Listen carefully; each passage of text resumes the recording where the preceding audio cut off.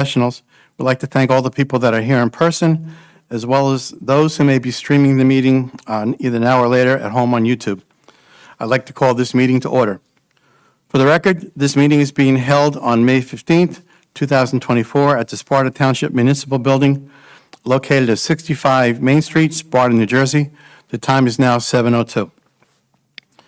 The live stream for this meeting may be viewed at YouTube at www.youtube.com/@SpartaTWP. Please note that adequate public notice of this meeting was given in accordance with the Open Public Meetings Act. Ask everyone please stand and join our board as we begin the meeting with a salute to our flag. Pledge allegiance to the flag of the United States of America, to the republic for which it stands, one nation, under God, indivisible, with liberty and justice for all.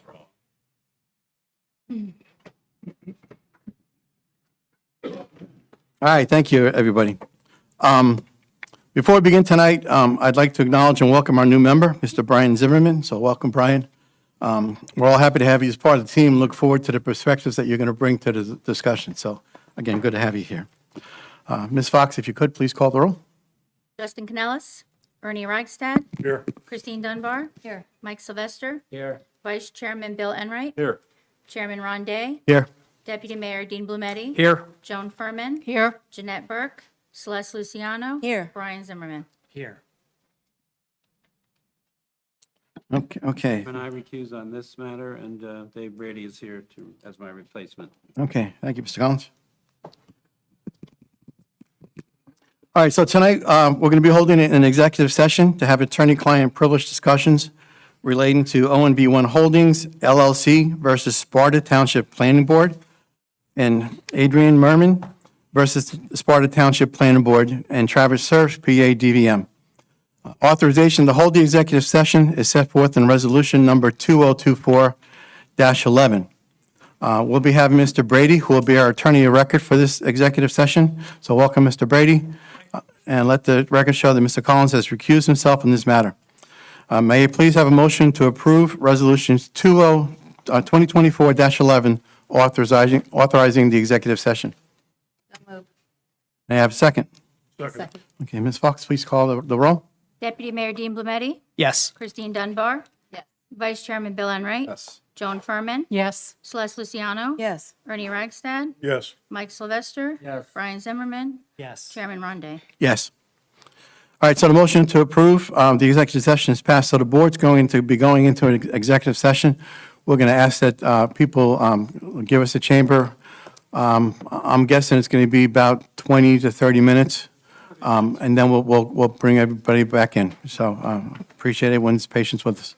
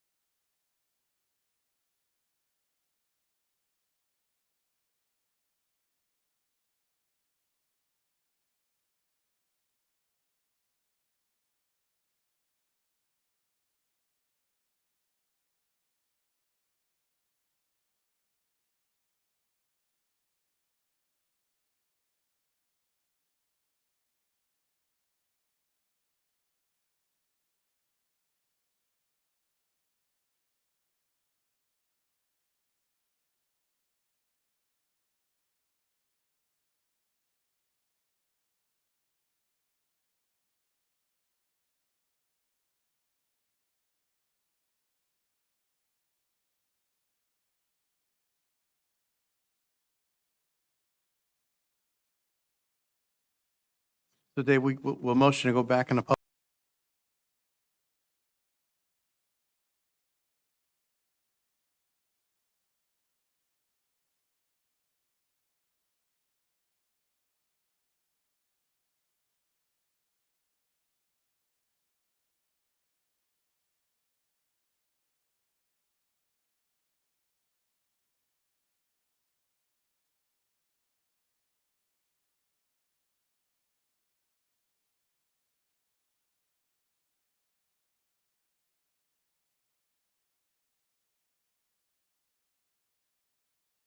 When? You're good. Okay. All right, again, thank you, everybody. It took a little bit longer than we thought, so I appreciate everyone's patience. I'd like to have a motion to go back into public session. May somebody Make the motion.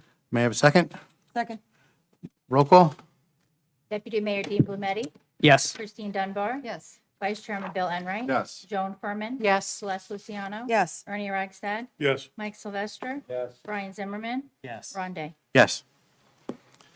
Okay, as a result of discussions, we'd like to make a motion to take action. So Dave, could you help us with that motion? Yes, what we would need, Mr. Chairman, is a motion authorizing me to draft an agreement and execute an agreement allowing and requiring the applicant to return to the board with specific revisions to the ONV1 Holdings application and plans for public consideration at a public meeting. Okay. Will somebody make a motion? I'll make a motion to approve. Thank you, Celeste. May I have a second? Okay. Roll call? Deputy Mayor Dean Blumetti, Yes. Christine Dunbar, No. Vice Chairman Bill Enright, Yes. Joan Furman, Yes. Celeste Luciano, Yes. Ernie Ragsdad, Yes. Mike Sylvester, Yes. Brian Zimmerman, Yes. Chairman Ron Day. Yes. All right, so the motion is passed. Thank you. Okay. Thank you, Mr. Brady. So at this point, is Mr. Collins around? I'll get it when I go out. Okay, thank you. Thank you. Have a good evening.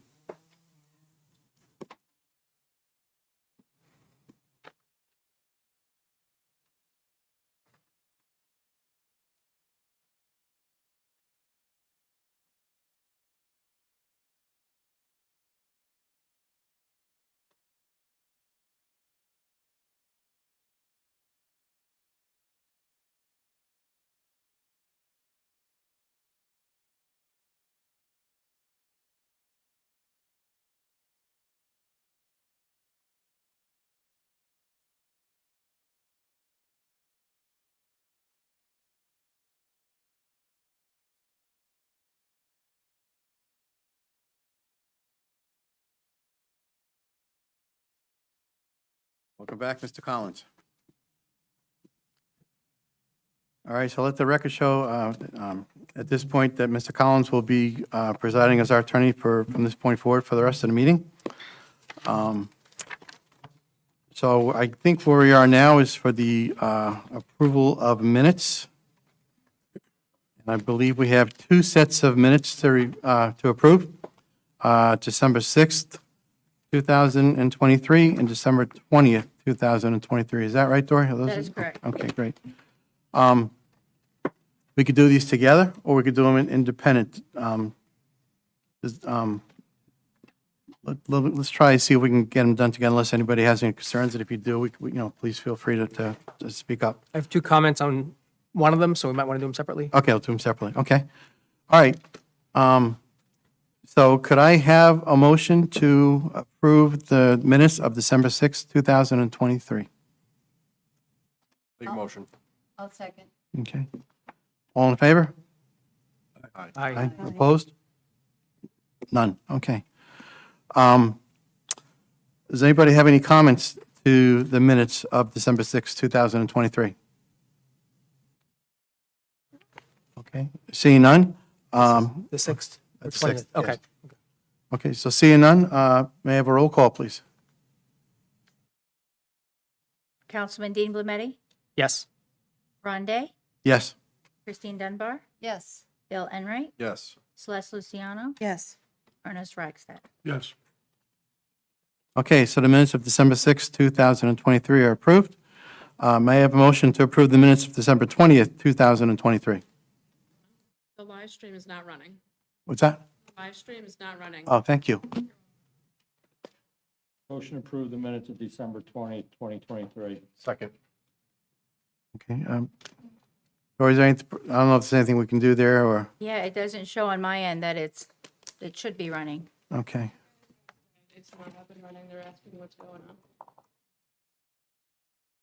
I'll have to reach out to IT. I'm not certain why, Yeah, because it shows that it's live on my end. okay. All right, I think we have to continue with the meeting on, unfortunately, the live stream's not working, so, so we had a motion and we had a second. Does anybody have comments to the minutes of December 20th, 2023? Excuse me, Ron? Yes. I apologize, but I have it live. You do, So thank I you. don't know if someone else has an issue, but I just pulled it up on my phone. And, I'll ask them to reboot, but Kathy's sending me messages that it's not going. okay.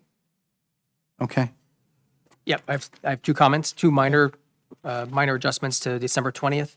The first one is a request under public hearings, the second application, Fless Holdings, that if we can add just a comment at the end of that sentence that indicates it was carried forward from this meeting after it had proceeded. And then the second comment is with respect to the executive session, the timing of the end of it just needs to be adjusted. I think there's a typo. It says we started at 10:27, ended at 10:19, so it's probably either 11, I think the meeting ended at 11:49. I think we just need to Will do. update. Okay. And that's it. So I make a motion that we approve those amendments. okay. Anybody want a second, please? I'll second it. Okay. All in favor? Aye. Opposed? Let the record show there are none. I think I have to recuse. I don't believe I was here on the 20th, so I have to recuse from this one. So, Ms. Fox, if you could call the roll? Councilman Dean Blumetti, Yes. Christine Dunbar, Yes. Bill Enright, Yes. Celeste Luciano, Yes. Ernie Reichstad, Yes. Mike Sylvester. Yes. Okay, so the minutes from December 20th, 2023 have passed and are approved. Thank you. Okay, at this stage, I'm going to jump forward into the agenda a little bit just to get a couple other things out of the way. So just to get the approvals done so we can dive into the public hearings for the rest of the meetings. We had, in Section 10 of the agenda is resolutions. We had 3 resolutions to approve. So I'd like to try to go through those now if we can.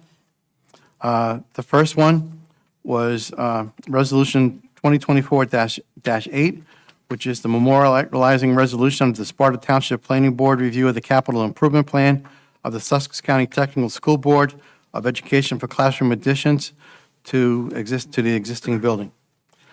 May I have a motion to approve that resolution? Motion. Second. Okay. All in favor? Aye. Opposed? None?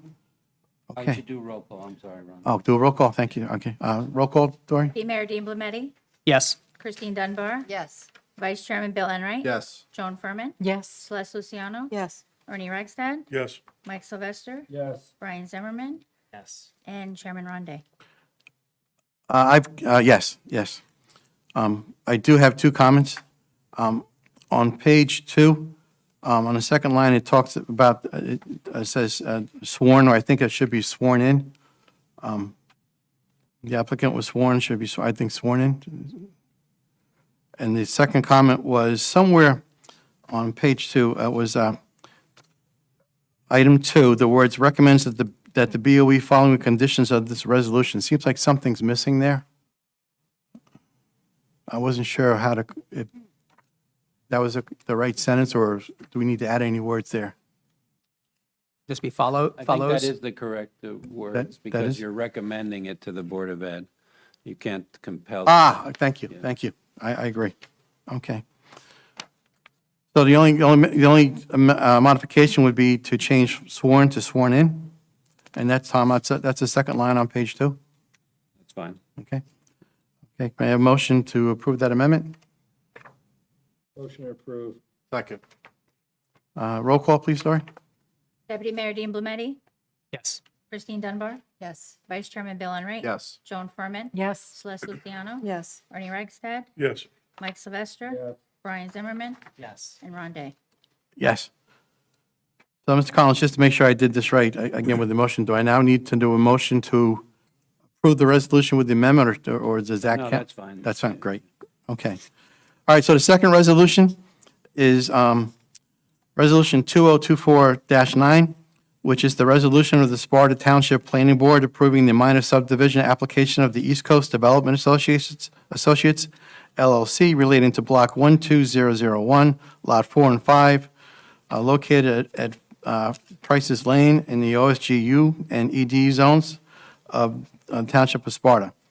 May I have a motion to approve that resolution? Motion. May I have a second? I'll second it. Roll call? I have some Oh, comments, okay, thank you. question first. So for this one, at the very end, a question had come up regarding, I think it was a takeaway for Catherine, actually. Was the new ED zone ordinance, which was actually November of 2022, was that ordinance used for the bulk standards that were applied to the guidelines for this subdivision? Because the E-code, the online access, I think still shows the old ordinance for that. And it was a question that came up at the end of this meeting around whether the applicant based those bulk standards on the new ED zone ordinance or the old one. I don't know if we have a confirmation I on that. don't or if think we should- have confirmation, but the law is that they are subject to the new ordinance. So whatever the setbacks are of the new ordinance are applicable to those lots, Yeah. regardless of whether they showed them that way on the drawing. So even if they had presented something that was outdated? Right. Okay. How would that be? That's because that's what the law is. They're not building anything on this. These are just setbacks that are shown for purposes of display, but they're not the ones that apply to a building yet. Okay. When they seek a building, then they come for site plan approval and they have to comply with the ordinance in effect at that time. This is just a subdivision. Okay. Is it possible there's something in the change that was made that would negate the plans they showed us in terms of No, I the don't. distribution in the 3 lots from the 1? No. Okay. Okay, thank you. So do we need, So it's a motion, you have a motion, a second. If you want to change anything, you should change it now, but I think it's satisfactory the way that it is. okay. Okay, so we had a motion to approve. We had a second, so a roll call vote, please. Deputy Mayor Dean Blumetti, Yes. Vice Chairman Bill Enright, Yes. Joan Furman, Yes. Celeste Luciano, Yes. Ernie Ragsdad, Yes. Chairman Ron Day. Yes. All right, and then the last resolution is, Ron, Pope John Foundation owns the land across the street from the high school where the softball field and some tennis courts are located. And they had, I'm not sure they can hear. Thank you. the Pope John Foundation owns the land across the street from the high school. And they have ownership of softball field and some tennis courts. And they had a lease with the Bennett family that owns some of that land. And so in order to finalize their relationship, they have obtained a subdivision to make sure that the tennis courts and the baseball field are entirely on the Pope John property and not on the Bennett farm property. So that subdivision was approved previously by the board before your members, maybe Mike was involved, maybe Ernie. And then they got that extended, and then they got county planning board approval of it because it's on 2 county roads, New Sparta Road and Sparta Andover Road. And they needed some time to get the deed. You need to record your deeds of minor subdivision within 186 days of the date of the resolution, and they didn't make it within that time frame. So this is a reapproval to make sure that the deeds get recorded and that the Pope John Foundation receives land from the Bennett family farm adjacent to it. And you reapproved it one time already, and we need to reapprove it again. It's all in order, and Dave and I are satisfied now that the deeds are complying with the approval and the ordinances, and we will be having the chairman and secretary sign the deeds, and they can get recorded as a result of this reapproval. So I'd recommend it to you. Okay, so Tom, I've got a potential conflict of interest here. Should I step out while they vote? Yeah, I don't consider, I would say this, unless you're somehow involved in the Pope John Foundation, you would not have a conflict just Okay. if you happen to go to Reverend Brown School or Reverend Brown Church. Reverend Brown is owned by the diocese and is separate and apart from the ownership of the Pope John High School, and the foundation is actually this land, which is across the street from the high school. So just being a member at, Our Lady of the Lake Church would not constitute a conflict of All interest. right, thank you. All right, so I'll stay for the vote. Okay. So Tom, just to confirm, this is identical to the last one we approved? That's right, and we're just doing it in order to be able to record the deeds. Okay.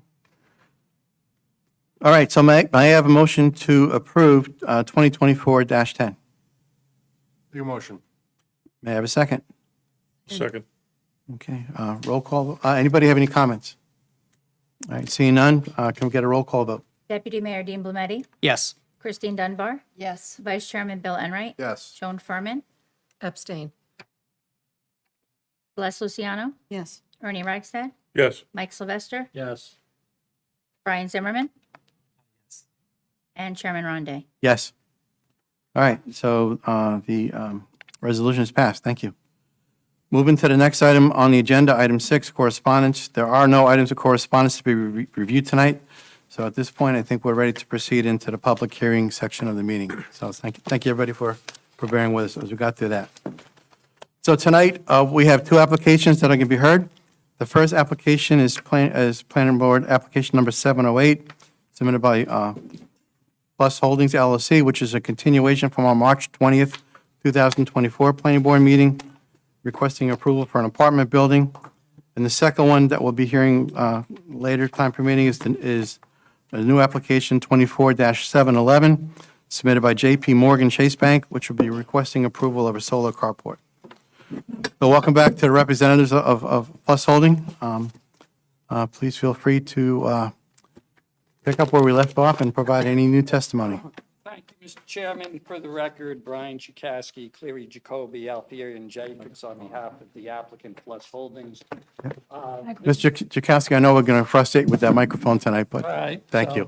I didn't know if this other one was picking up or if it Yeah. works, so. This is our fourth hearing, so I just wanted to go through where we were at and hopefully where we're going. Okay. When we carried this, we were last here on March 20th. We moved it to May 1st. Board requested that we back it up till today. We agreed and we extended the time to the state for the board to act. We had extensive testimony the last time we were before the board on March 20th. We had Mr. McNerney, Mr. Burton, and Mr. Vitoli testify. At the end of that meeting, there were a number of comments made by board members with respect to certain items that they wished us to address. So when Mr. Burton finished testifying, Mr. Simmons indicated that the items addressed in his letter were addressed. Pursuant to those requests, we did a few things. We made some minor site plan revisions, and that revised site plan was dated April 10th, 2024. We submitted that on May 2nd. In addition, we had a rendering that provided the front elevation of the building. That was testified to on March 20th. We provided a four-sided rendering that was dated April 25th. We submitted that on May 2nd. Also, there was a question raised by Deputy Mayor Blumetti about the wetlands. So we did send out a wetlands consultant from Petro Science to verify that and provided a report. That report was submitted May 3rd. So we believe we addressed, the comments that were raised by the board members in order to proceed. We have a limited testimony tonight from Mr. McNerney and Mr. Burton. Mr. McNerney will testify as to the revised renderings that he commissioned to be prepared and the materials intended to be utilized, and also Mr. Burton. We did receive some additional reports based upon my consultation with Mr. Burton, Mr. McNerney. Whatever is contained in those reports, we could address, and we also believe that we addressed the issue with regarding the school bus stop during testimony. So hopefully, we can be brief tonight with our presentation, and I will have. What I'd like to do, if we could, is I want to make sure that the public has the opportunity to hear. We've seen the changes, but make sure the public understands what they're. Okay. Thank I you. intend for that to happen. So unless there are any questions of me, we were up to Exhibit A3 at the March 20th hearing. I will acknowledge that we did receive 2 reports from Mr. Simmons. I believe Sparta's Utilities, the fire, as I indicated, those can be complied with. In addition, with regard to the fire, there was a concern about access for the fire truck. That was added to Mr. Burton's site plan. So I think we've been quite diligent in trying to address, and hopefully I kept good notes, so we knew what we were required to do. So unless there are any questions of me, I can certainly have Mr. McNerney recalled. He's been under oath on several occasions. Anybody have any questions? Okay. So Bob, let me hand you the mic. And I'll try to speak up, Mr. Chairman. Mr. McNerney, you're still under oath, correct? Correct. All right, and you've been here for the past 3 meetings. We were here in December, January, and again in March, correct? Yes, I was. And you're fully familiar with the testimony that's been presented. Yes, I am. At the last meeting, we marked as an Exhibit A3, which was a front elevation of the revised design of the building. Is that correct? That is correct. And is that what is on the easel to your left? We had changed the color of the siding to a little Okay. darker So color. let's do this. Mr. Collins, can we mark the front east elevation as A4? Yes, that'll be A4 with today's date, May 15th.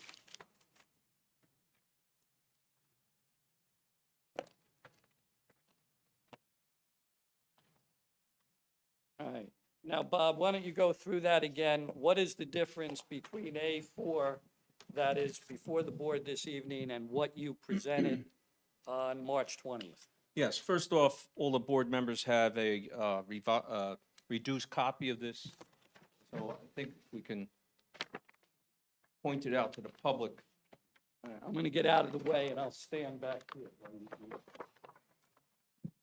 So this is basically the same elevation that we produced last time, but we did change the color to be a little bit darker. And as you can see from the original design, we added the gables and a covered terrace on the first floor and the covered patios. And that goes up 4 floors.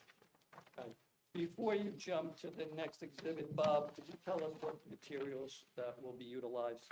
Yes. There'll be a mixture of brick, stone on the first floor, hardy plank on the upper floors, asphalt shingled roof on the gables, and then a elastic membrane for the top portion of the roof.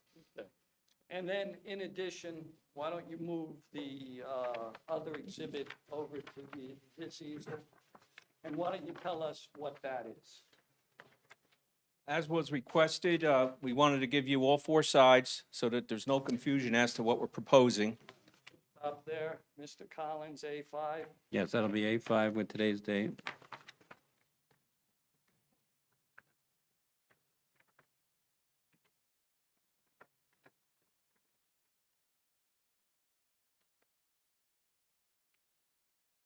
And could you go through the various elevations, the 2 sides and the rear elevation, please?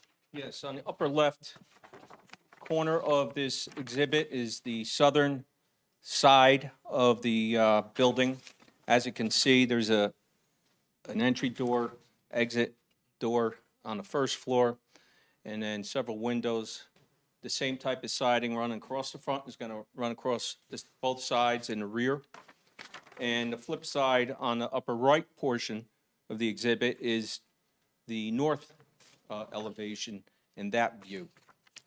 And colors and materials on the side? That's correct. And as you can see, the gables pop up over the roof line, so that will eliminate any AC units. You won't be able to see anything from the grade level. What about the rear elevation?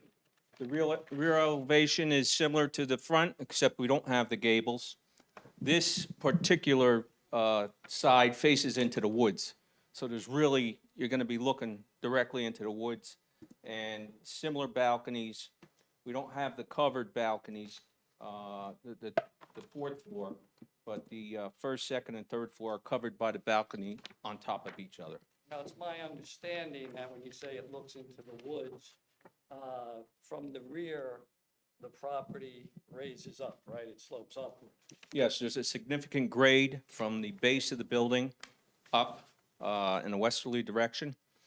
So you won't be able to see this portion of the building either from the street.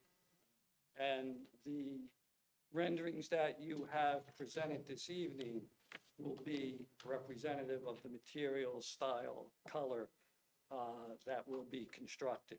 That's correct. Mr. Chairman, I have no further questions for Mr. McNerney. Okay, thank you.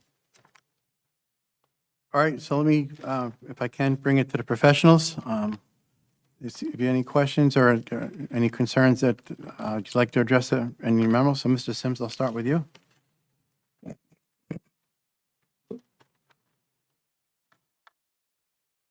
With regards to the architecture, Mr. Chairman. Dave, if you could, the microphone, please. Thank you, sorry about that. With regards to the architecture, the applicant did address several of the items. We talked about the HVAC units on the roof, and they've got the parapet extended to shield them.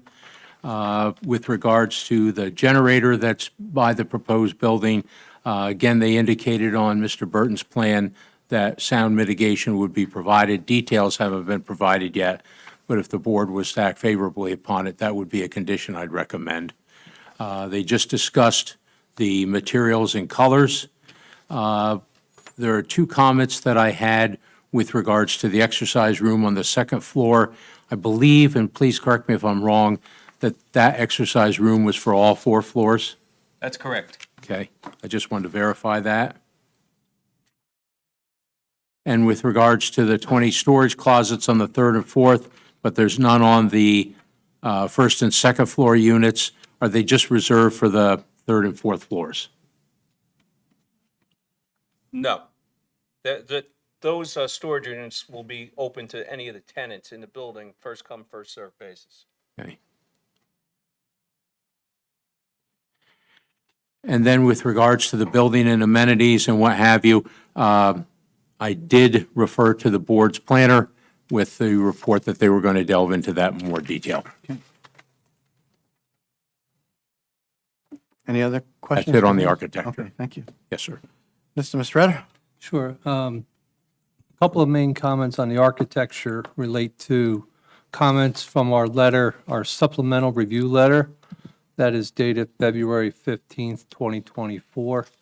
The main comments that I'm pulling out of that review supplemental report were our recommendation in that report was that all building elevations should be constructed to the same level of architectural design, interest, and use of building materials. I think there's a pretty significant significant change between the front elevation, the level of design, and the level of detail. And then when you go around on the, particularly on the side elevations, very drastically different than the front elevation as far as the design, level of design details. And I think the testimony was that the building materials was the same. But there's the north and the south side elevations are significantly plain in comparison to the front elevation. The second major issue on architectural design is the absence of a significant roof structure There are the gables that are along the front elevation. They're only along the front elevation.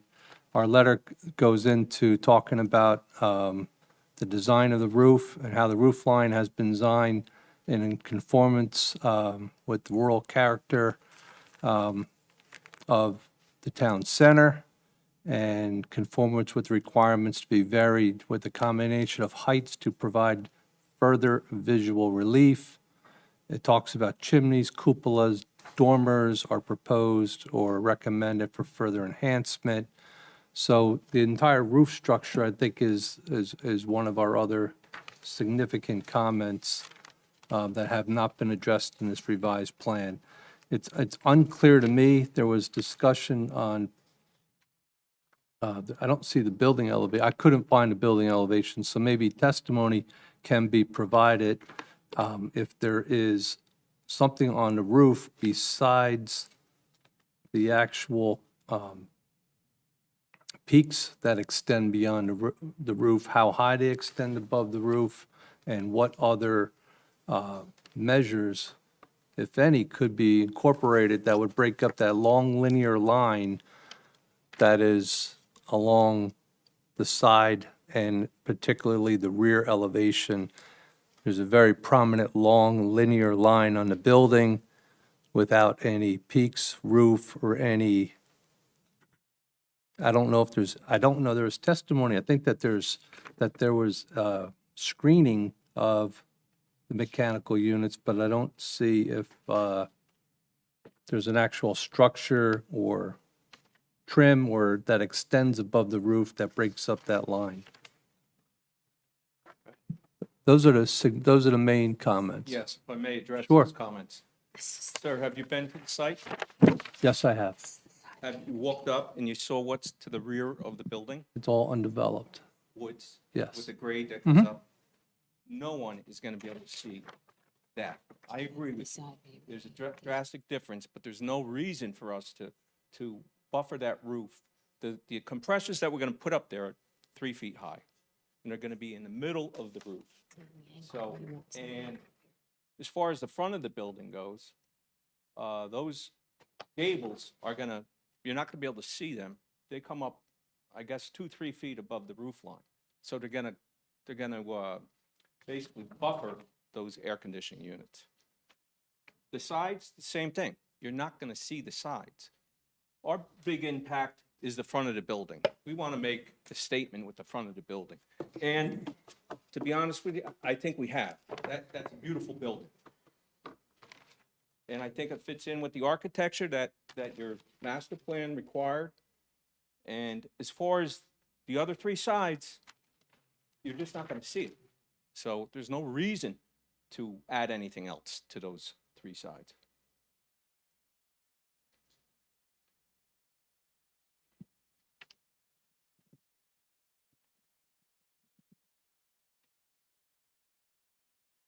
Mike, any other questions, any follow-ups? You know, there's different ways. I don't want to go down the road and start playing architect. There are ways, and I'm not talking about expensive building materials or designs, but there are methods to add trim, extend trim, or break things up to the long linear lines on, again, the rear and the side. And it could be, I can't sit here and understand if I could not tell if all of the mechanical, everything that's going to go on this roof, if it is properly screened. I don't know that.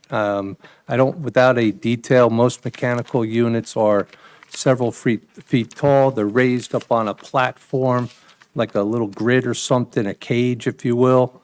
So without having a detail, I don't know what you will see on the side elevations. I don't know if all of the mechanical units if they will be able to line them up only in front of the peaks. There's no dimension on how much the peak extends over the flat line of the roof along the front.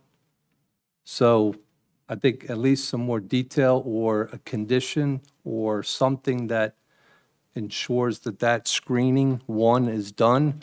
And number 2, as far as breaking up that long linear line, there's a lot of ways to do it.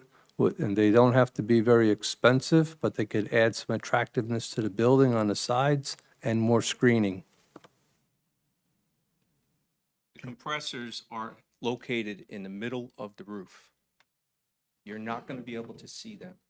And no one's going to see them from the back because the wood's in a grade. So what you're asking, I could understand if we had a neighbor next door who's going to be looking directly in, but there's no reason to screen the back of the building.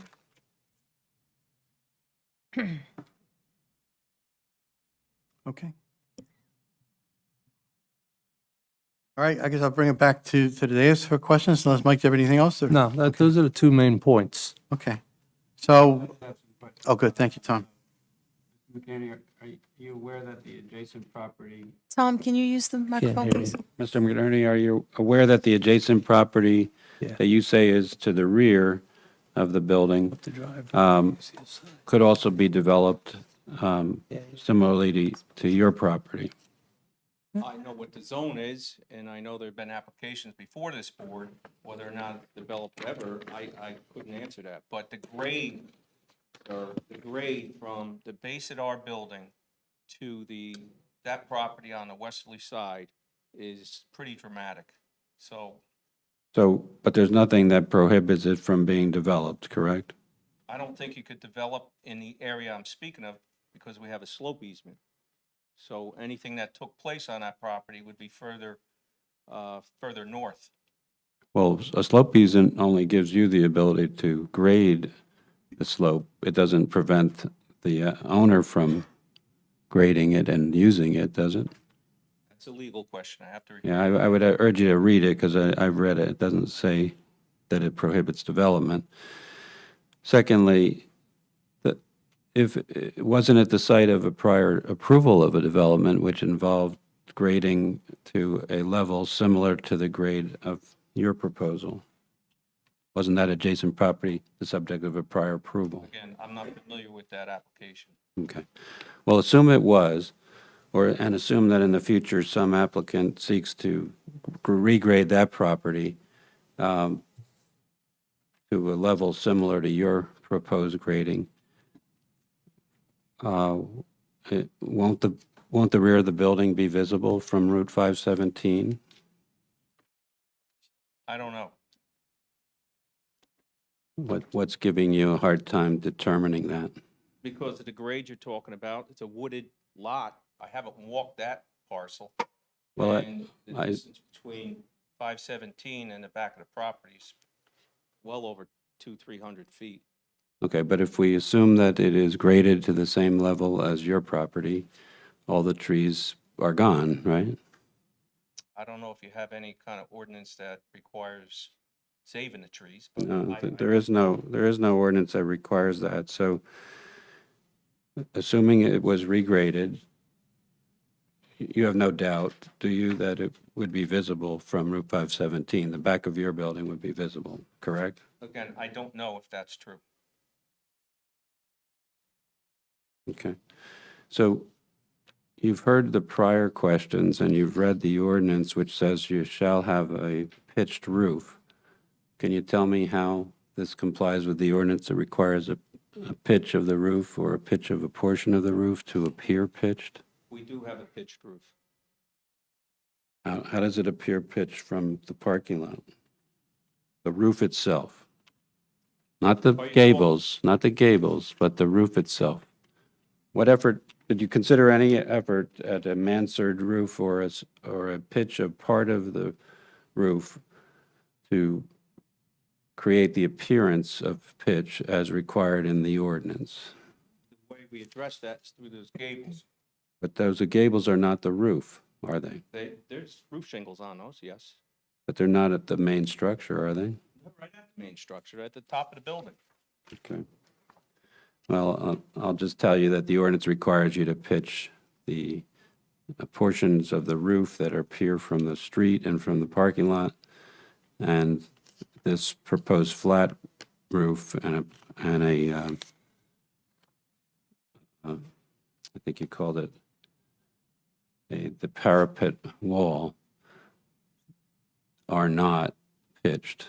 and therefore do not comply with the ordinance. So some change is going to have to be made with respect to the roof so that it appears pitched for the main length of the roof and for the two sides of the roof.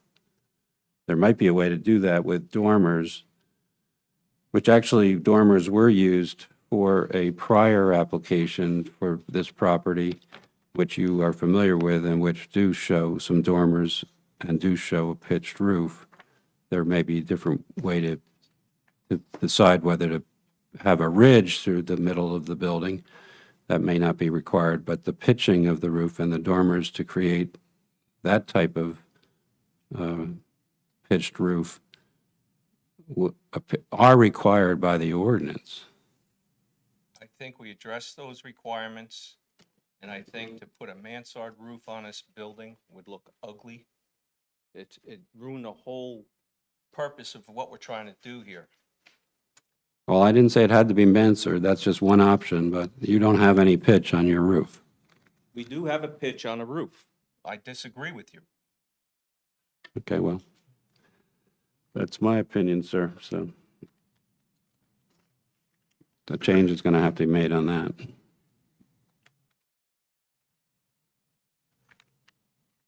Now, what color are you proposing for the hardy plank? Colors that are on the exhibit, a tan type, earth tone.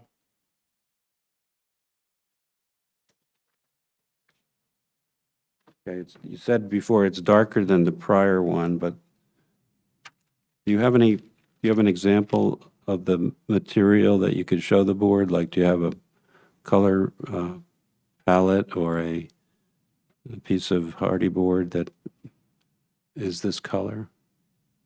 I don't, but there are samples that are this color. So you don't think that's a green? Green? No, it's tan. Okay. But it's a darker tan than the tan of the March meeting. Is that correct? I think it's demonstrated more on the side view. It's tan. Okay, you're looking at A5, right? I agree with you that A5 seems lighter than A4 and more tan-like than A4. So which one do you like better? It's not whether like or not. Right now, I'm trying to understand, because when I look at the A4, it looks like green. When I look at A5, it looks a little bit more like beige, like you said. Color And can be any color you desire. it's up to the board, I Up to think. the board. The board, If the board prefers a lighter beige than your that proposal. is the least of my worries. Okay. Sometimes what's done is the materials and the colors, the faux stone, the ore stone, the brick, the clapboard, the hardy plank clapboard, and the colors are presented to the board, and they perhaps could be done as a condition of approval so that before construction take place, the colors and the materials are specified. Would you be prepared to take a condition and to provide the colors, materials, and types of materials as a condition of approval? I would agree to that. Typically, when we propose an application, we don't come in with the colors and produce the colors. That's a condition of the application, and we will conform to that. Thank you, sir.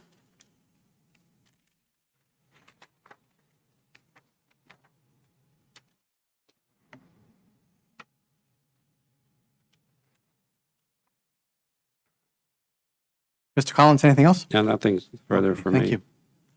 All right, I'm going to bring it back to the dais. I usually go outside in, so let's go inside out. So, Bill, let me start with you. Any questions? Yeah, Mr. McNerney, thank you for your testimony tonight. I was looking over the original plans, and you guys made some really vast improvements, so kudos to your colleagues. Thank you. The front face of the building, we really appreciate it. I believe on your testimony on March 20th, you did indicate that traveling on 517, I don't know which way, it would be west, you would be able to see the side of the building and maybe the rear of the building. I said I didn't know. I said that you may be able to see it. So let's just assume that you may be able to without someone developing or without regrading the property behind you or the trees coming down. Let's just assume that you may be able to see the side and rear of the building. I think I can't speak for the whole board, but it's the position that it's in the ordinance for a reason to have some sort of either pitch in the roof. Our planner pointed out fencing off or hiding the utilities up top for the case of, the possibilities. So what could we do to kind of come to an agreement that, based on the ordinance and based on some of the feedback you've gotten, that the side and the rear of the buildings are still a bit of a sticking point? Anything with the front of the building? No, sir. Concentrated on the front of the building. Now, the north side of the building, it's got to be 200 feet from 517. You're looking over the wetlands area there, or not the wetlands, the conservation area. I don't see how that hurts anybody. If you saw the top of a building, you see tops of buildings all through the town. This is something that we're trying to do, trying to provide a beautiful look. And for the sides that aren't the main focus, of course, we're going to have less of a look on those sides. So you're asking me to do things that I just don't think are reasonable. I think part of the issue that we're having and the fact that we do think it is at least reasonable is because two of the most traffic shopping locations in town, the Stop and Shop parking lot and coming off of Route 15 and driving, I believe it's westbound, which would face the north or south side of your building. North. The north side. I think there is a legitimate concern that it just doesn't. We have those, we have the language in the ordinance for a reason, and it's to protect the town and the town's people of what's coming into town, of how that's going to look from those locations.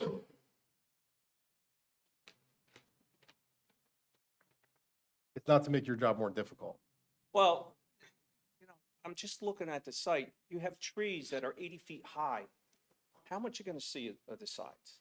I think from the Stop and Shop parking lot, you could see quite a bit. And I could see Stop and Shop from our side. May I add to your comment? If there's, I think where they're going is, it's a little stark. Is there anything that you could do, whether it's decorative facade on the sides and or in your landscape plan, be able to break this up to, whether all the trees are gone, the slopes are gone, and all that aside, when you're looking at this cross section, is there anything that can be proposed to add to it, to carry some of that front view to the sides to make it a little bit more uniformed? If in fact the board acts favorably to this application, I will make that a condition of the approval, to sit down with whoever wants to put input into the side of the building and the rear of the building, and we will get that done. Okay.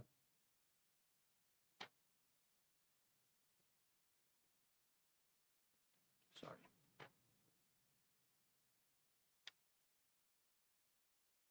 Bill, anything else? Not at this time. Okay, thank you. Mike? Yeah, and just to carry forward, and I'm not an architect myself, so, I mean, I agree with the comments here. The front looks a lot different and very favorable. The sides, I don't know if they're shutters, there's some type of decorative facade work you could do there or build in your landscape plan. So I just want to reiterate that comment. And then my only other comment is on the front of the building, are these gables functional, meaning all these units have access coming out to the balcony, or are these just cosmetic? No, everybody has access to the balcony. Okay, so they're Yeah. fully functional. Yes. Even on the back of the building. All right, thank you. No further questions. And I also thank you for your improvements. I don't have any architectural questions at the moment. Thank you. Nothing for me. I'm in agreement with these two gentlemen. Thank you. Okay. Couple thank yous. I appreciate the improvements very much, and also the wetlands evaluation. Definitely appreciate going through that and verifying that we were in good shape there. I would just going to pretty much echo what you've heard. I appreciate the offer to sit down later on and work on the sides and the back to bring around some of those design elements.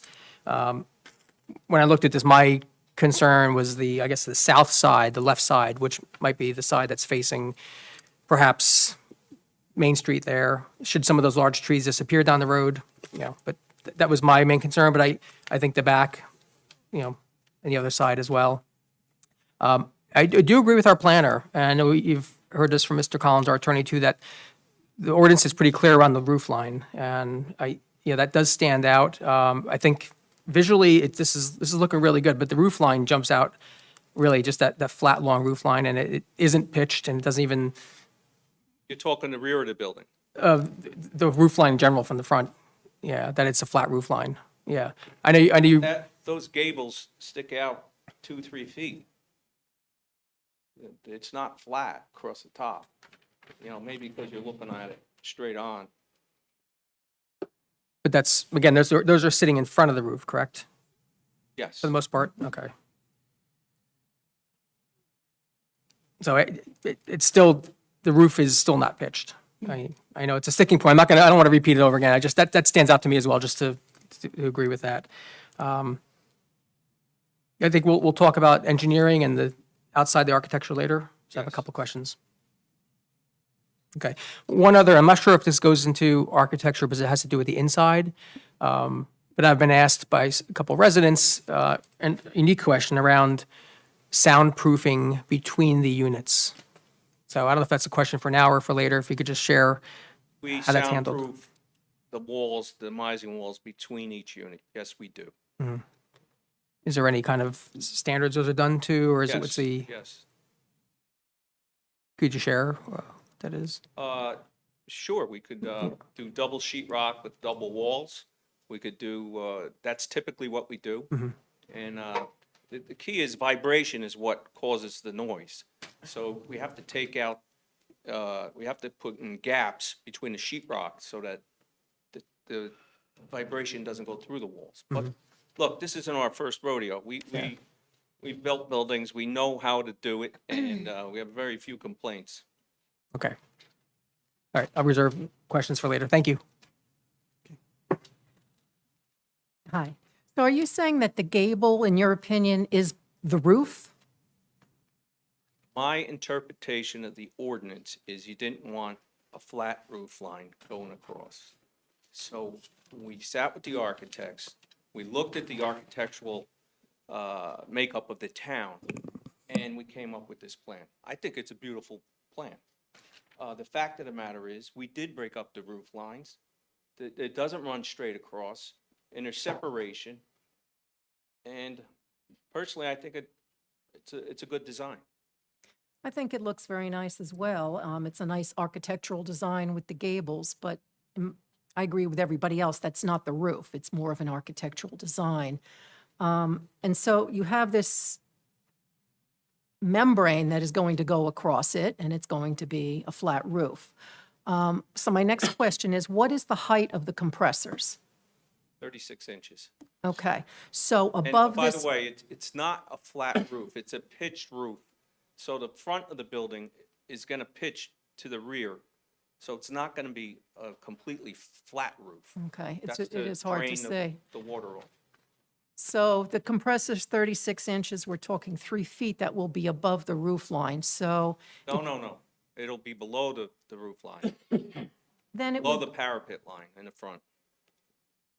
I think the confusion is where, on the rendering, where the windows fall Yeah. versus where the, there's yeah, there's if no you look at the space. windows on the 4th floor, and it goes up to the top of where the roof line is, Right, so how do you have a window which looks like and- apartment. Right. Are those half circles decorative or are they They're actual decorative. windows? Oh, Yes, okay. thank you.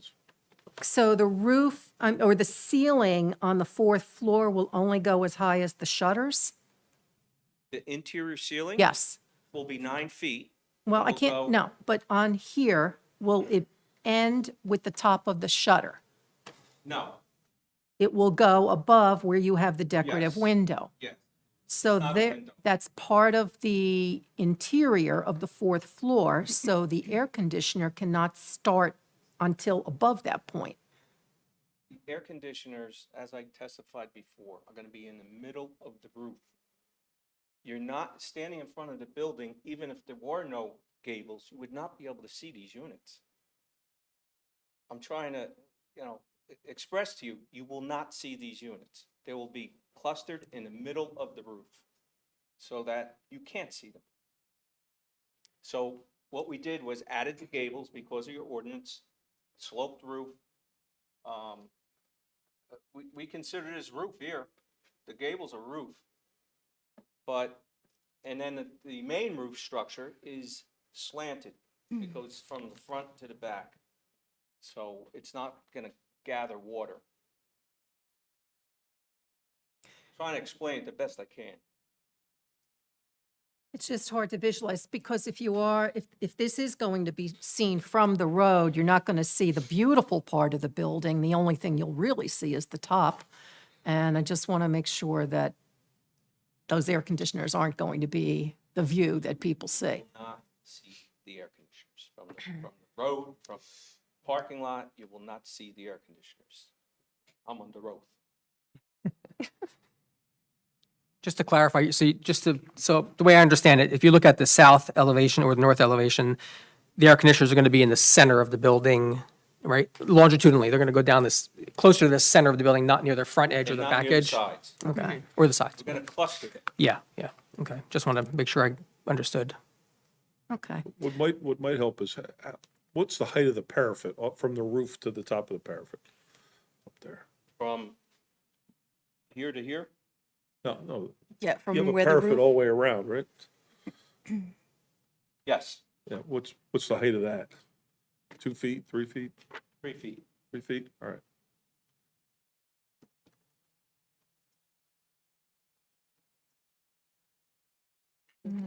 Yeah, I would just echo the north and the south side, that something be done. I mean, it was mentioned already, I think, by Mr. Sylvester. Shutters would be very, very easy to just put in here, little things. And some trees, maybe, plantings to make it look more like the Shutters? front. No. No shutters? Shutters, we'll put the shutters. Shutters in. How about some planting around the back to make it look a little more like the front? so, yeah, I know you've heard this ad nauseum. But the unfortunate circumstance is everyone is contending, actually, you guys are contending that this isn't going to be seen, but it is going to be seen. It's going to be seen by the residents. It's going to be seen by the people who live there. It's going to be seen by the people who walk around their property, who want to enjoy, where they live. And not discrediting your design at all. But I don't know. I think I might be a little disappointed if I lived in the back of the building versus the front of the building. Rent would be a little less too.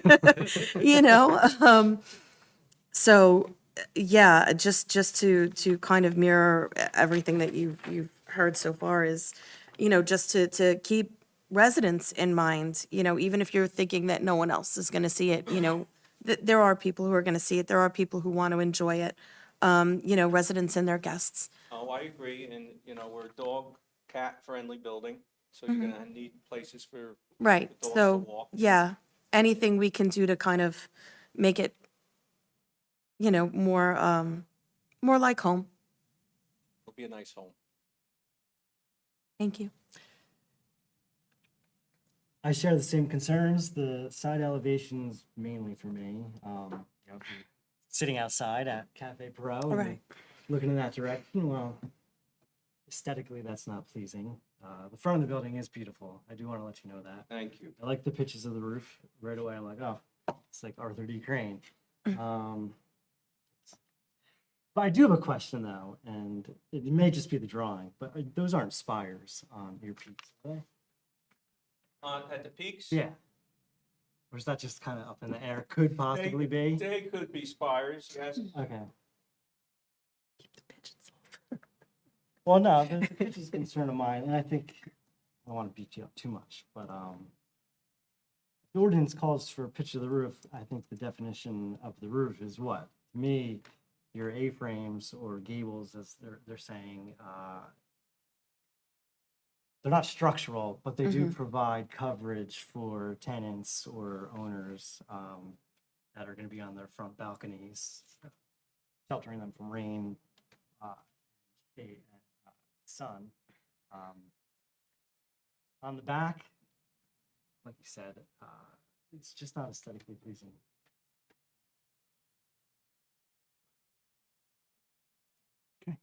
I agree with you.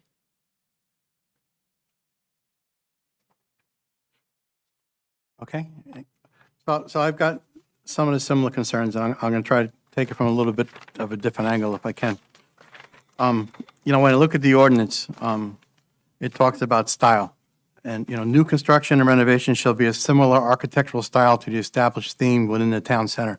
So when I look at this building, to me, I don't see how this fits in with what I see as a theme down there. Can you comment to that? Or, I think we went through great strides to come up with an architectural rendering that mimics the downtown. could you give me some examples of buildings that would be similar I to? point to, you know, Lake Mohawk is number one. Okay, but any particular buildings? All the buildings have gables and look similar to this. But not with the flat roof, though. I don't believe. I think they're mostly shingled. You're not going to see the flat roof. You're So- not going to see the flat roof. You're going to see the gables. So let's talk to the flat roof then. You know, what I'm more concerned is not the front of the building.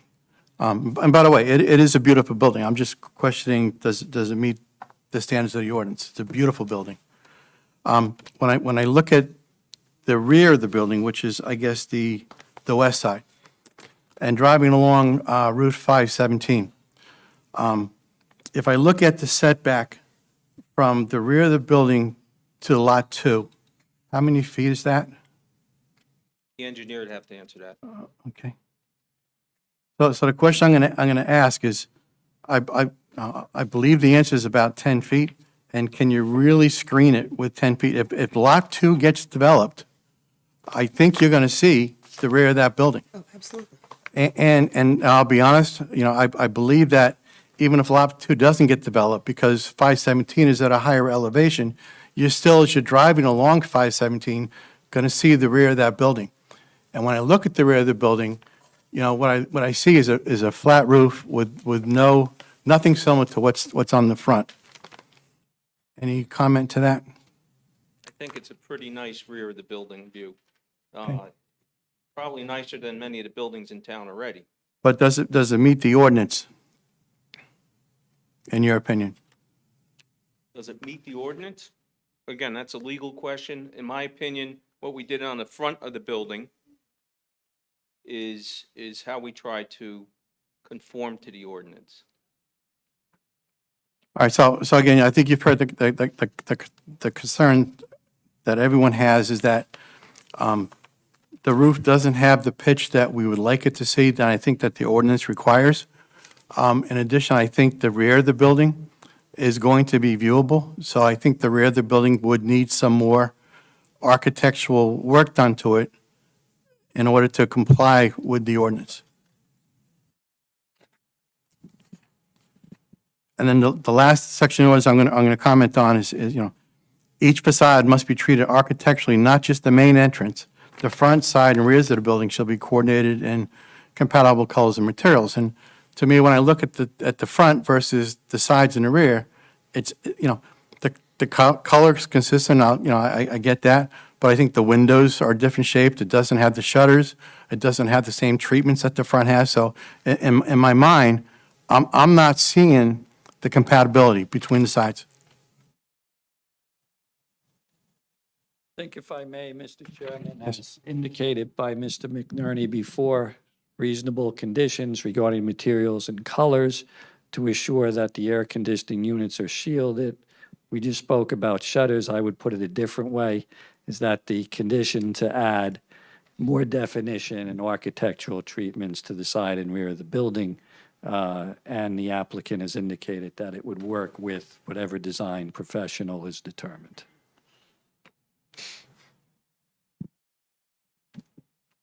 So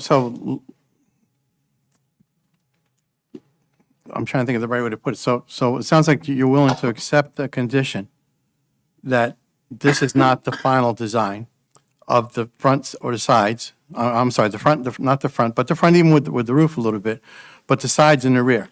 The concern I have is similar to what we talked about, I think, at a previous meeting is, that type of condition to me kind of says, what happens if we don't, if there's a disconnect or the misunderstanding? I'm trying to prevent that. I think when we've talked in the past, when we've spoken in the past, we've talked about we'd like to see some more. And again, you have done more, appreciate it. It's a beautiful building, but I'm not sure, in my view, it's not complying with the ordinance. I'd like to see a design that complies with the things that we spoke about tonight.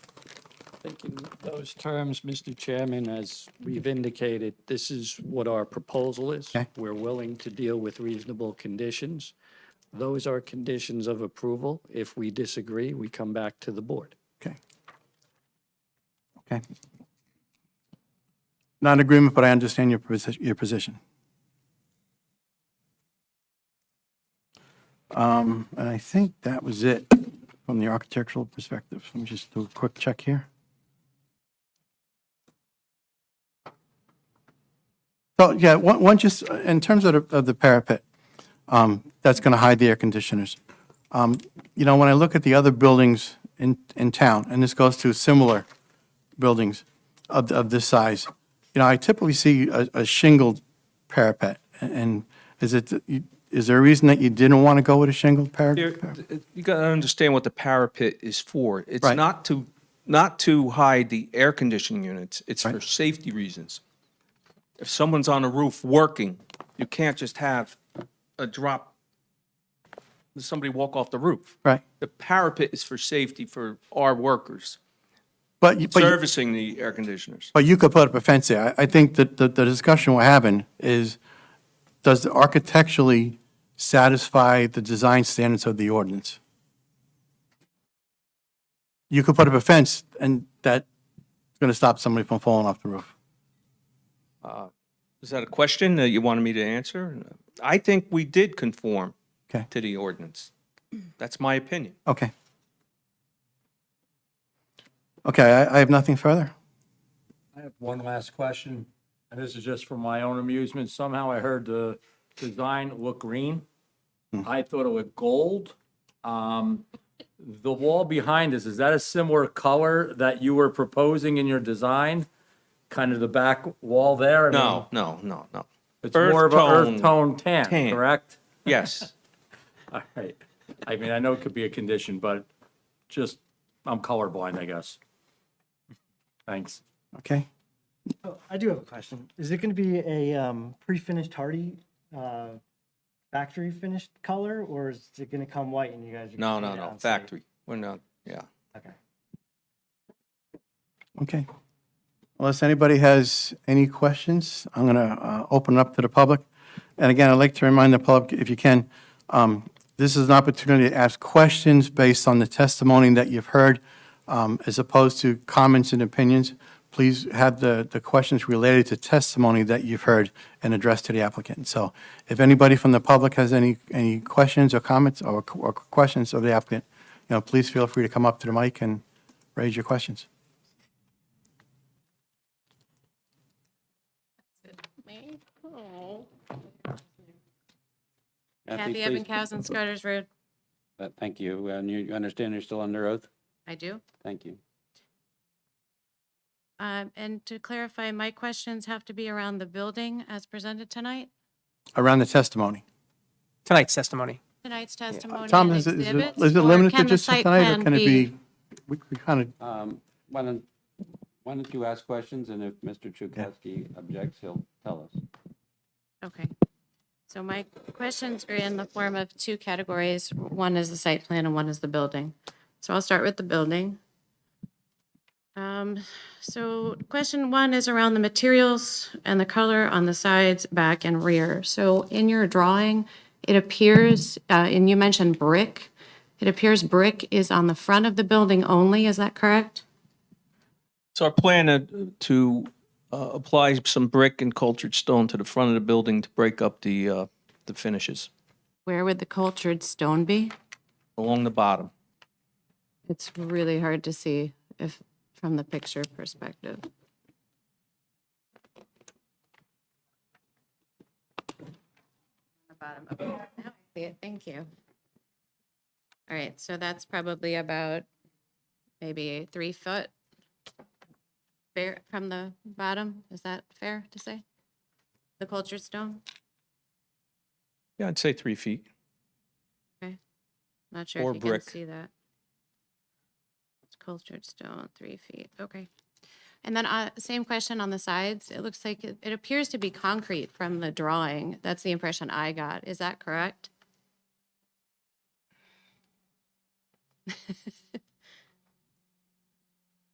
It does not when you get closer. Okay, so that is the hardy plank. Is that right? This is the brick or cultured stone. This is hard. Got it. Thank you. And that's on all four sides, right? Correct, sir. Thank you. And on the pictures, the black L-looking thing, what's being discussed as a parapet?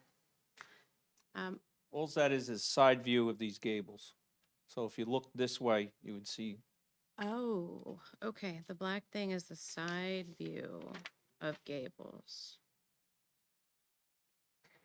I'm just writing that down. Okay, I was under the impression the black thing was the parapet.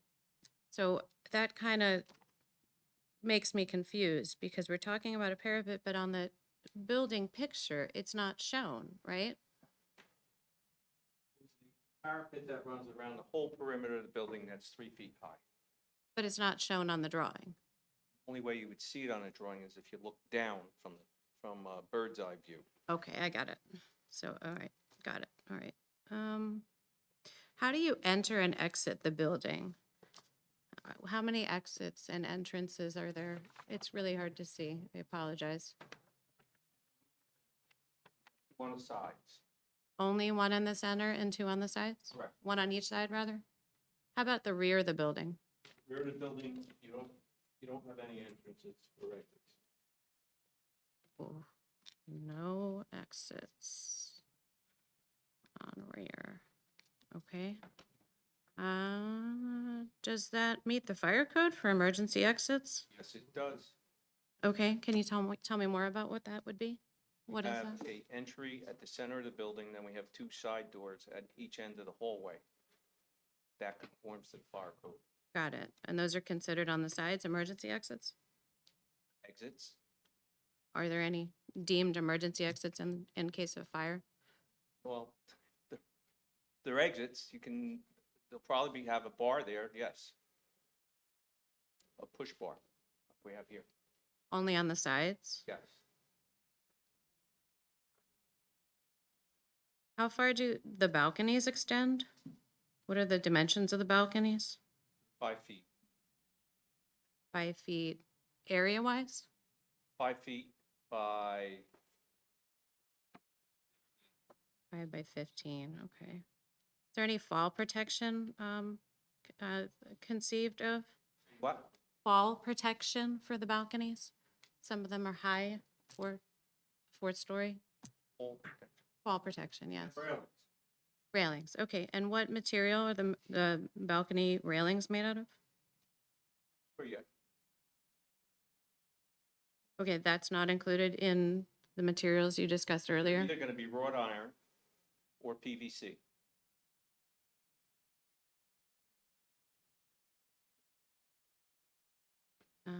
Okay, second floor exterior rear.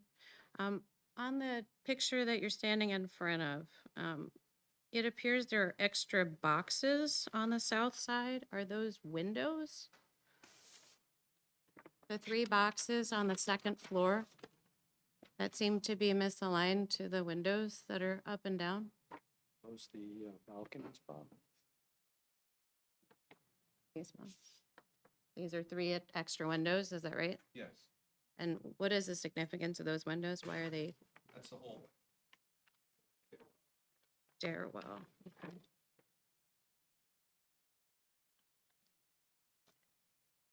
And is there a reason why they're only on the second floor?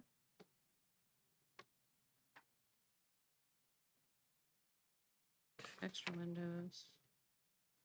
Regarding the roof material, can you explain what an elastic membrane is? I've never heard of such a thing because I'm not a construction person. Rubber, Just rubber, it's like okay, a liner in a pool.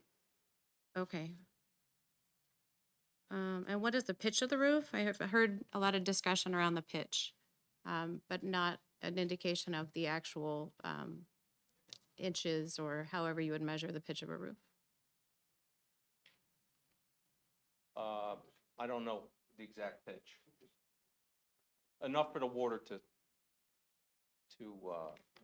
drain off.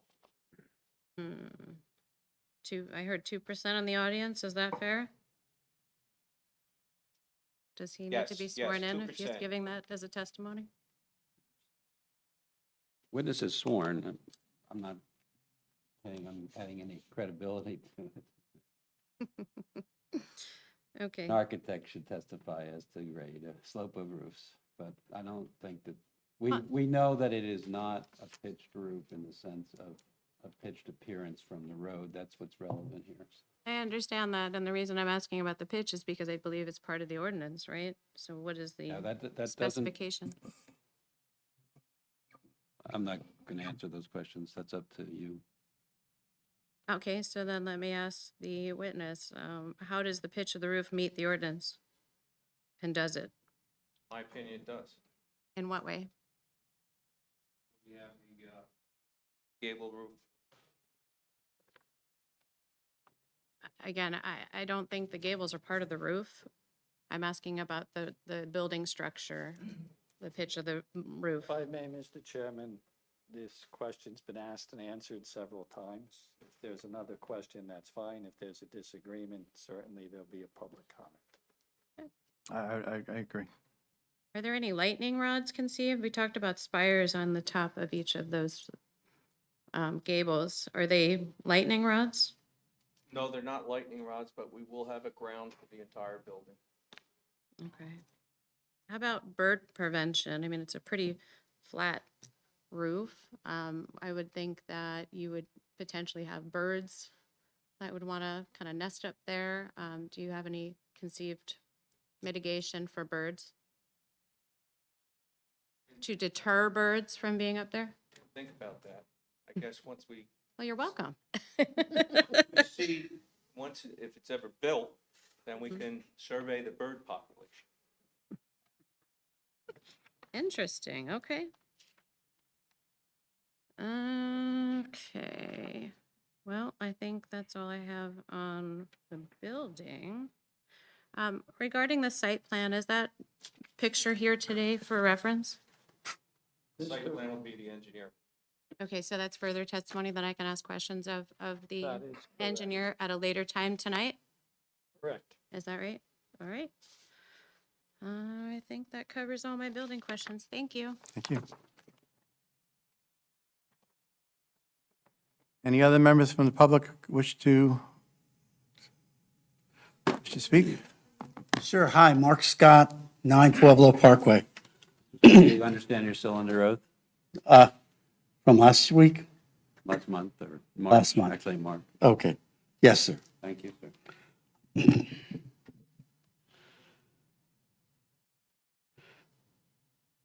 I take offense to the statement that this would be the most beautiful building in town. I know no other building in town that looks like the Addams family home.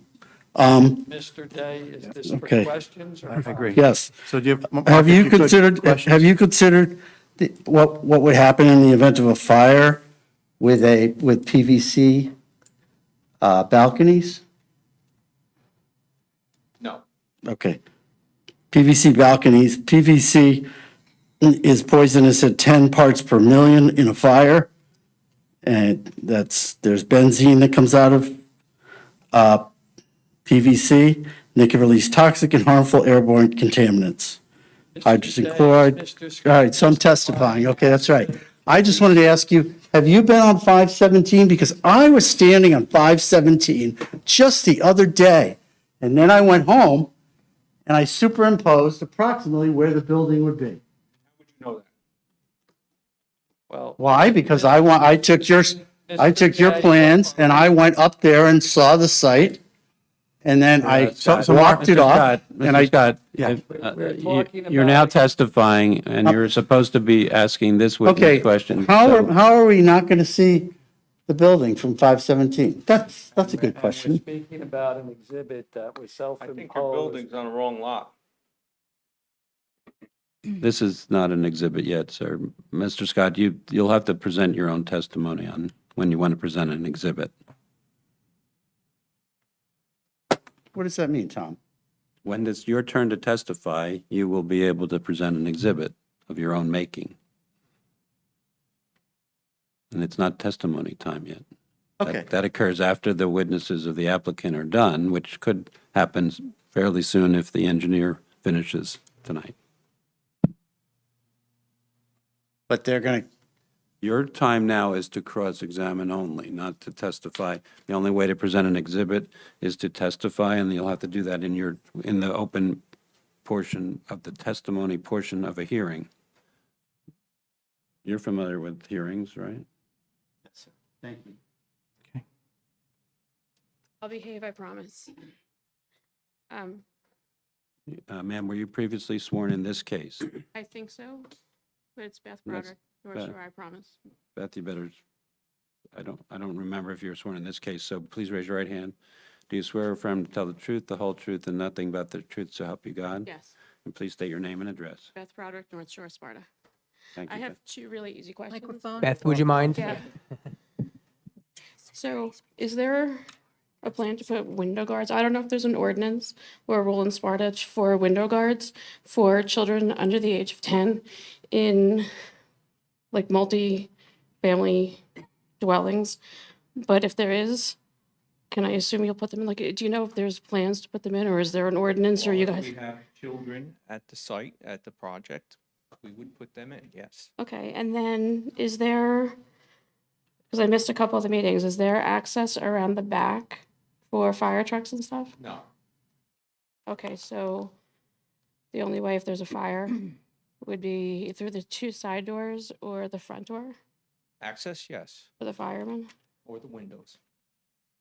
So if a fire breaks out in the back, they'd have to go through the side to get to it instead of being able to go through the back? Yes, but understand, this is going to be a fully sprinklered building.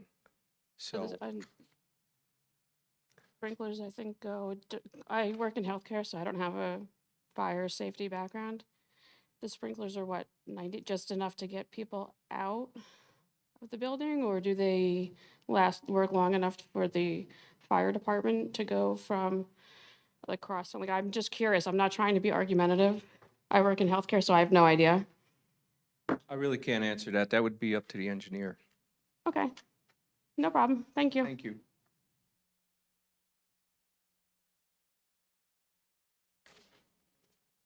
Please raise your right hand. Do you swear or affirm? Oh, I'm an attorney. I'm sorry. So, Mr. Day, the woman attorney for Chase Bank realizes that it's running late and we're probably not going to get to Chase Bank tonight.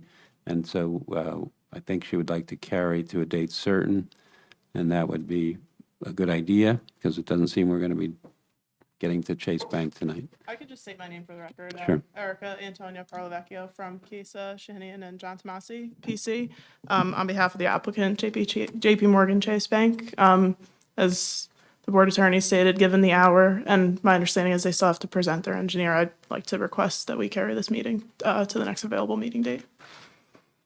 That's acceptable. Um, In terms of a date, we'll have to work that out. Well, we do have to state a date, so Okay. we'll state a date for now. The goal will be, I think, June 5th, I think. well, we have a preemptory date on June 5th for another application so we will be doing this case on June 19th. 19th, if we can. That's the goal, and we'll carry without additional notices. So on the 19th, we already have two other applications? I think it's still good to do that, to carry it. Okay. Because we'll see whether they are ready too. And this will have prior status because it started tonight. And we can't, I don't want to push us out into July. I agree. Which is a complicated month to begin with because of holidays. So without further notice, the JP Morgan Chase Bank site plan application is being carried to June 19th at 7 PM in this meeting room, and there'll be no requirement for further mailed notice or public notice. Anyone here on JP Morgan Chase Bank? That will not be heard tonight, and we will not be hearing statements about that tonight in the open session because it's part of a hearing. So, thank you. Excuse me, Thank you. Mr. Thanks for your Collins, patience. that's Juneteenth, which is a public holiday. Dory, do you know if the offices are closed that day? We're not closed. Okay. I don't think it's a state or township holiday, and we do need to use we scheduled it as a regular meeting, so we'll celebrate the day, having public meetings and celebrating Juneteenth, which is very good. So I'm actually I'm being serious that it's a good thing to recognize the democracy that we have in our country and to perhaps make a statement about it on that night. So, thank you. Okay, thank you. Thank you for your patience. Okay, any other members from the public wish to ask any questions of the applicant relative to the testimony? Sir, were you previously sworn in this case? Thank you. Please, you understand you're still under oath, and please state your name. Adrian Meerman, 12 Brook Drive. Thank you. I have a few questions about the testimony tonight. I heard that the design in part relies on trees screening the back of the building, 80-foot trees, a hill, so that there is less need for architectural detail on the rear of the building. When you checked the trees, was there a tree specialist checking for what species there are? Currently in Sparta, Sussex County, there is a blight of dying ash trees, and I believe there's quite a number of ash trees on that hill, so that within a few years we will lose our visual screen to the back of. Mr. Chairman, are we having testimony or a question? Well, that's my question. Have you consulted a tree specialist to see what species are there that you rely on for the architectural feature of the rear of the building? Again, that's not a question. You have testimony. That's a question. Can I finish, please? It's not a question. Is the question that have you inspected the types of trees in the rear without an editorial part? Then you can answer the question. Okay, so when I ask my question, I ask the question with a context. Because Context, your editorial. the context is that the trees. Mr. Merriman, if you could, just the question, I think is a fair question. The attorney is repeating himself. Mr. Meerman, is your question if they inspected the trees to find out what kind of trees they are?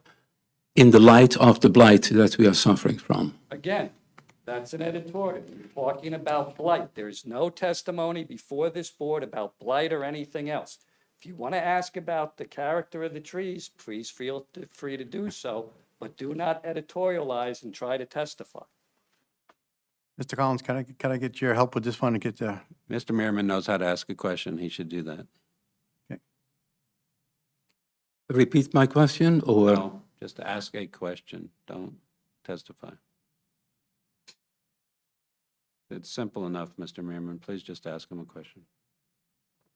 Did you have a specialist, a botanist, an arborist, check the composition of the tree cover on your site and on the site between your site and Route 517?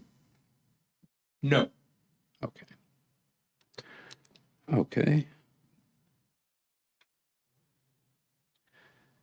When you designed the air conditioning units on the roof, you rely on the side angles so that they will not be visible from any near distance from the building. Have you considered adding a feature around the air conditioners, such as what might be called a widow's walk? A low fence that is a traditional feature that screens any objects on the roof, just to make sure that you comply the way you want to comply. No. When you consider the architecture in Sparta or in the wider area to come up with your current improved design, how many buildings served as an example for where you wanted your architecture to go? Many. Is there an approximate number? Under 10, 10 to 20? No.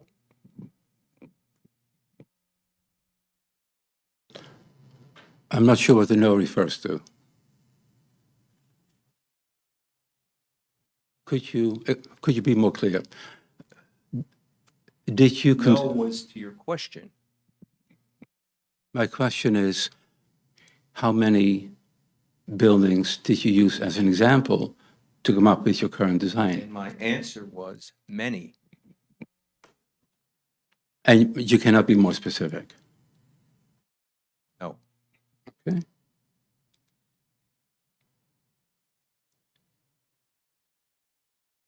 Were they buildings in our township, or were they buildings also in the wider area? What area? The wider area. Wider area. Well, Sparta, Outside of Sparta? outside of Sparta, No, just Sparta. only Sparta.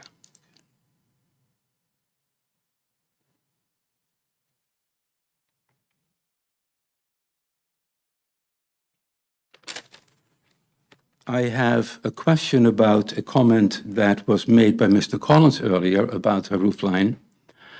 There's a parapet wall, which is a safety wall, and Mr. Collins mentioned another solution, a mansard roof. Did you consider a mansard roof at all for the top floor in order to comply with the pitched roof requirement of the ordinance? No. Is that a suggestion that came up that you might consider as part of the approval? As part of moving forward? Building a mansard roof? A mansard angle for the top floor. No. So as it is, you plan to keep the roof, the walls completely straight from ground level to the roof line? That's not true. Okay. These walls aren't level. You have indentations in between the gables. You have railings. It's not a straight line. Okay. When we look at the rear of the building, at the drawing at your feet, are those balconies protruding from the building envelope, or do they go inwards into the building envelope? They protrude. They protrude. Okay.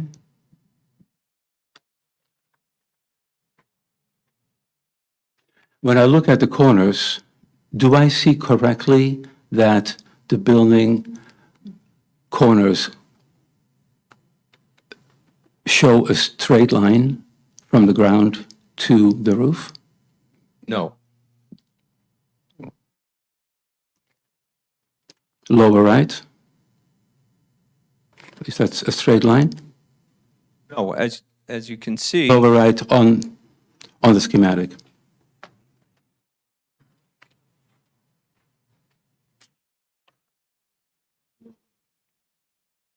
As you can see, we have cornerstones or corner treatments on each of the corners, so it's not a straight line.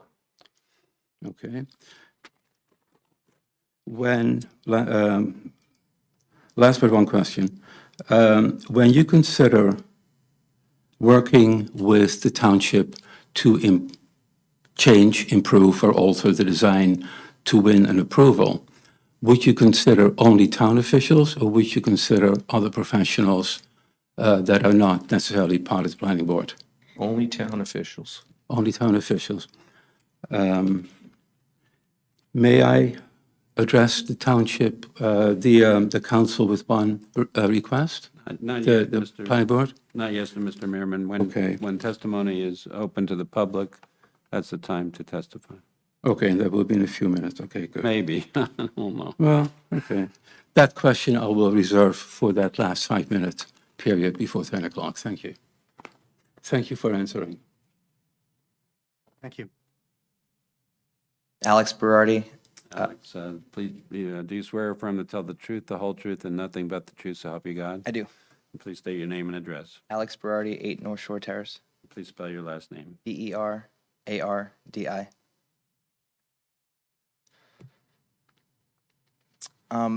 Is there a homogeneous architectural theme throughout Sparta? Would you say that the Ocean State job lots, Burger King, all the banks, is there a theme between all of those buildings? No. No. You'd really say the only theme that you would see in town would be, the crane style theme in Lake Mohawk and the surrounding areas? Yeah. And the peaks, the grand peaks on that seem to kind of comply and with the one theme that you do see in town? Yes. Yeah, all right. In terms of building, I assume that you're going to have to submit plans to the building department, Absolutely. and they will be reviewing the sprinkler system, all of the life safety stuff within the buildings, the ingress and egress in the building. Correct. Okay. And are there any other architectural features of the building that you think relate to sort of the crane style that, I think the building is trying to capture? Well, you see the balconies? Yep. We could have just put a flat piece, Mhm. Header across there. It's more expensive to do arches, generally speaking, than it is to do straight headers and stuff, correct? Yes, that's correct. Yeah. In addition, the entry is, I consider it to be grand entry with the pilasters up each side, big windows, a very decorative door. I think everything that you see on this building obviously costs money, but we're willing to invest that extra money to make it something that's appealing to the town people. And also, these buildings have to get certified by the DCA, correct? Department of Yes. Community Affairs? Yes. And they're the ones who are going to, again, not only the building inspector and the municipal inspectors, but they're going to further certify that it's in compliance with all of the DCA's rules and regulations in terms of safety, window safety, and all that type of stuff. That's correct. For the Okay. first 5 years, the new building has initial inspection, and then every year thereafter, the DCA has an inspection. All right, that's it. Thank you. Are there any other members of the public that wish to ask any questions? Okay, seeing none. So I'm going to suggest that we just do a quick 5-minute break, just to let people stretch their legs, and we'll come back and we'll go from there. There it is.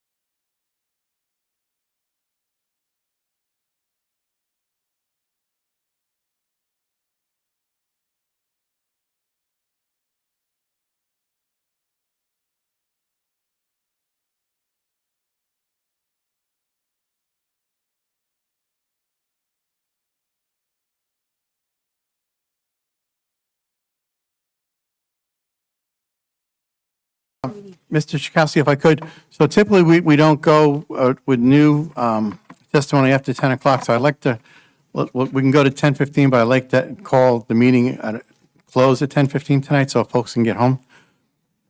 Mr. Chairman, I would prefer to finish this evening. As a courtesy, we did extend this from the May 1st meeting. I mean, I do have Mr. Burton. Mr. Burton made some minor revisions, but it seems that we spend a lot of time with questions. I would prefer if we could finish. I understand, the people up here are all volunteers. They have to be, they may have obligations tomorrow morning. So, we can go to 10:15, but I think 10:15 is where we have to draw the line tonight. Well, we'll certainly try to finish. I do have Mr. Burton, who made some minor revisions. Okay, so why don't we go through that? So, Mr. Burton, you're still under oath. Just state your name for the record again, please. Yes, I am under oath. Callisto Burton. Right. And Mr. Burton, was there a revision to the site plan? Yes. And what was the revision date? I'd like to say I have an exhibit here called Site Plan Exhibit of today's date. I've already marked it as A6 with today's date on there.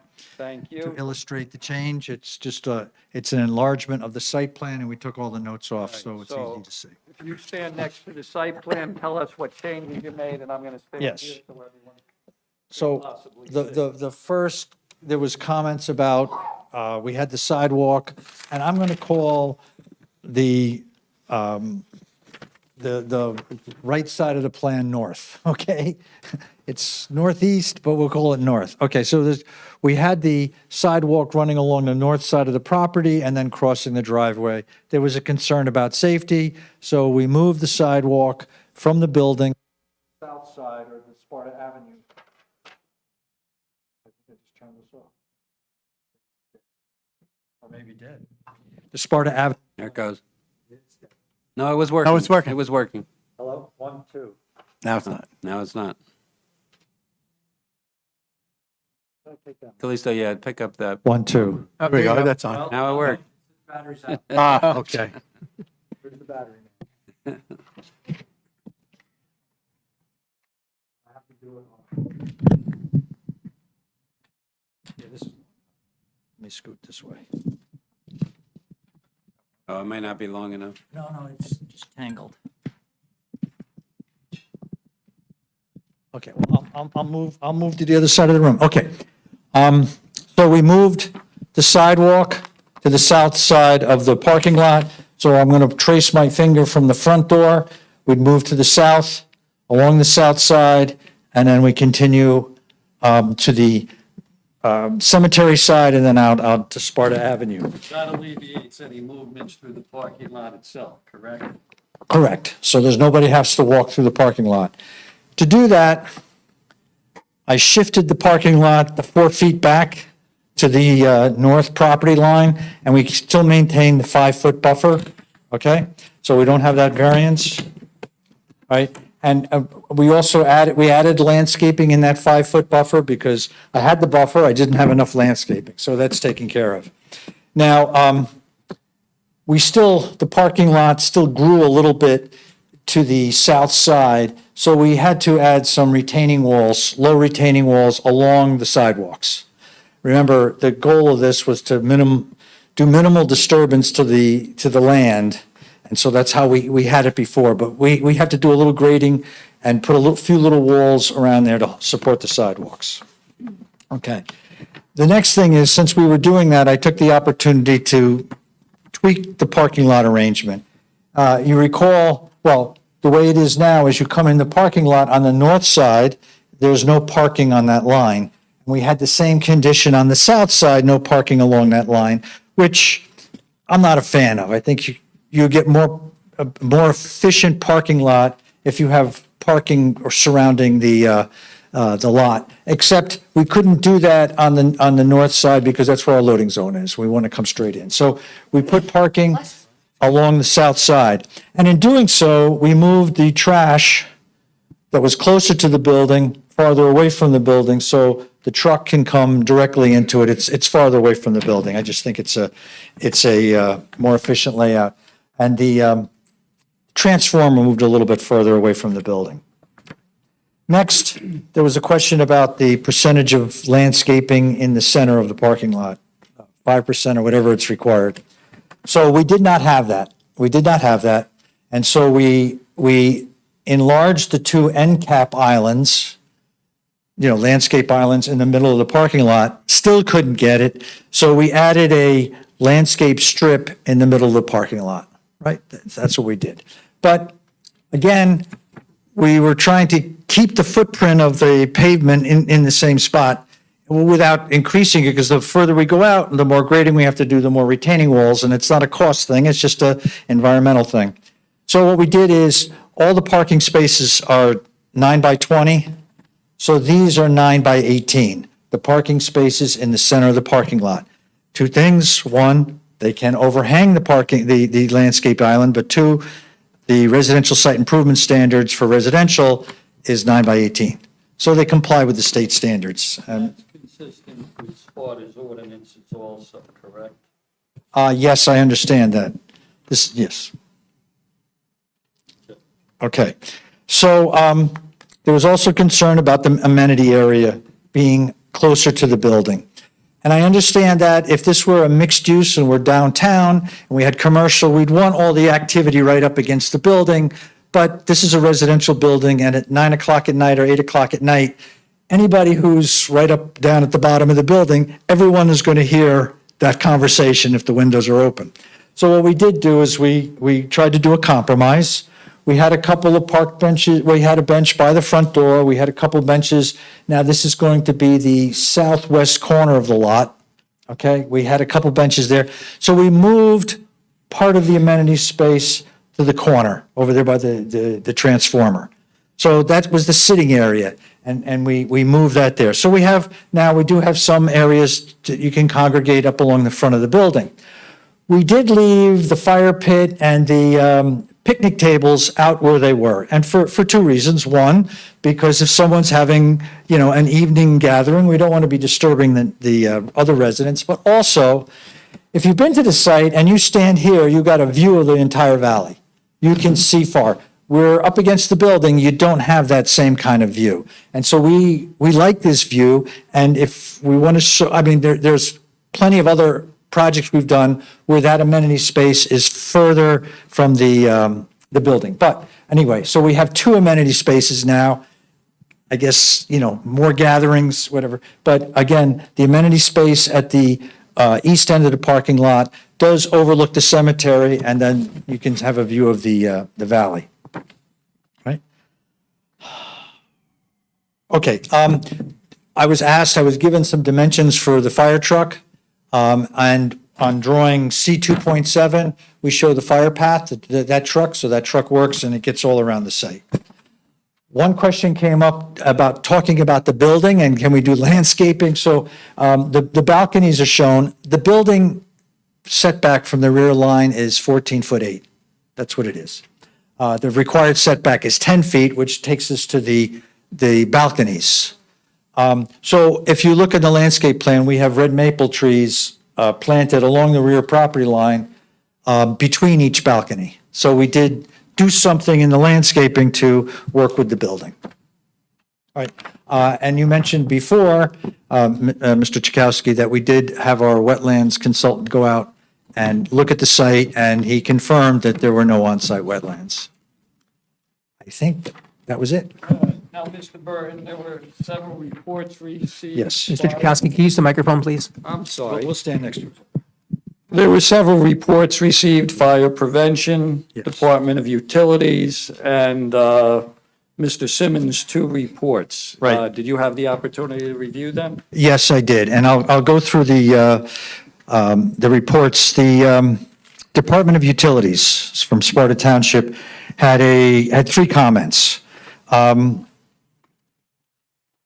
Any existing utility connections that are not going to be reused should be abandoned? Yes, we're going to do that. That's a building code requirement. He mentions, and this is a good suggestion, a hot box and master meter with an RPZ, that's a, backflow preventer, be located at the bottom of the hill between the street and the tank, the water storage tank. And that's actually a good idea. So the hot box is used to put the water meter in, because we're bringing water above ground, and we're not in the Central America, so it freezes in the winter.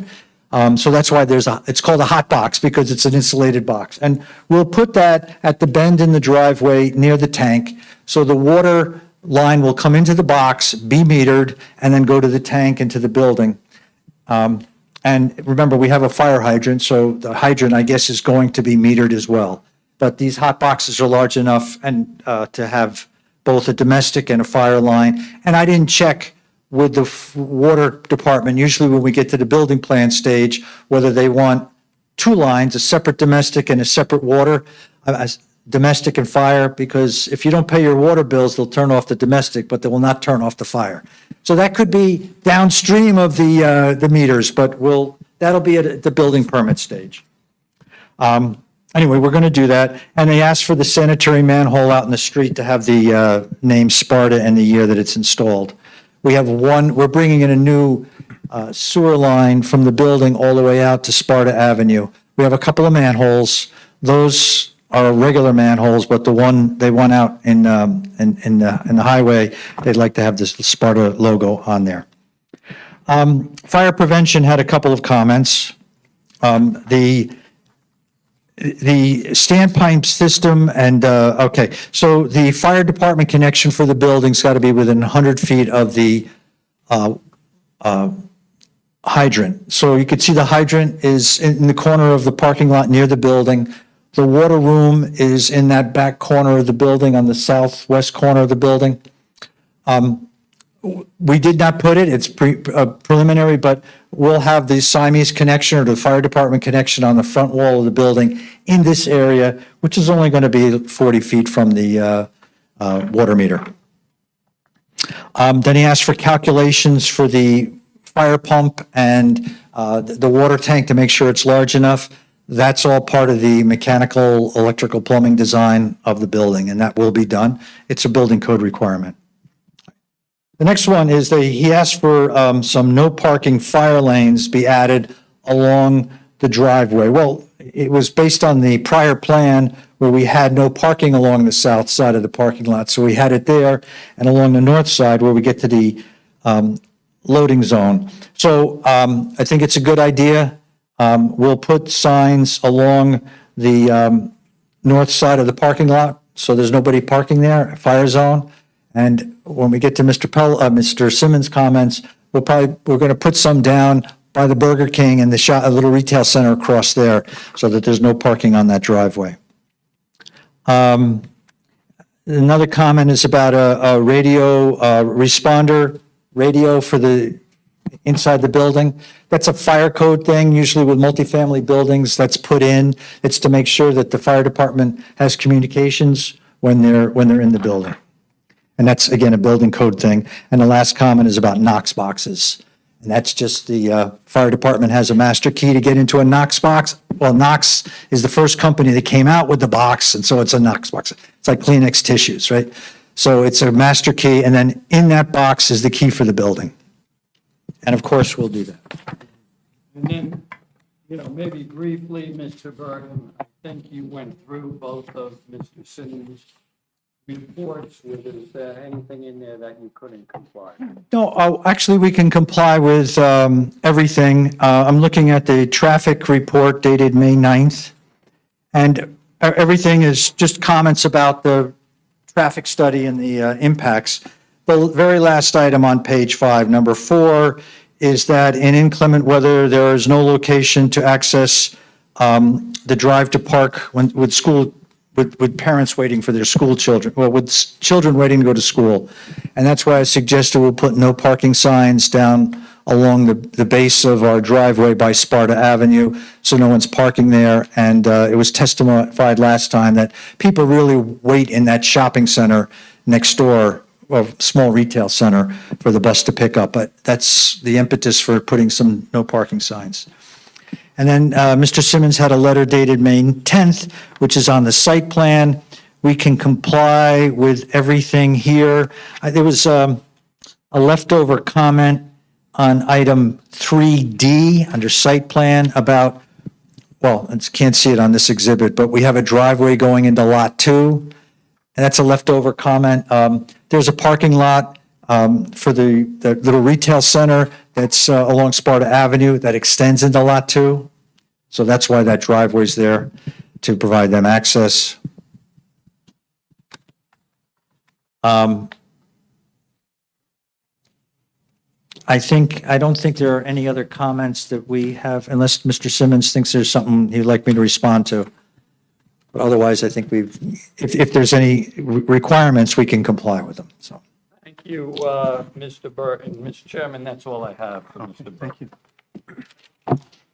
Okay, Mr. Simmons, any follow-ups, questions?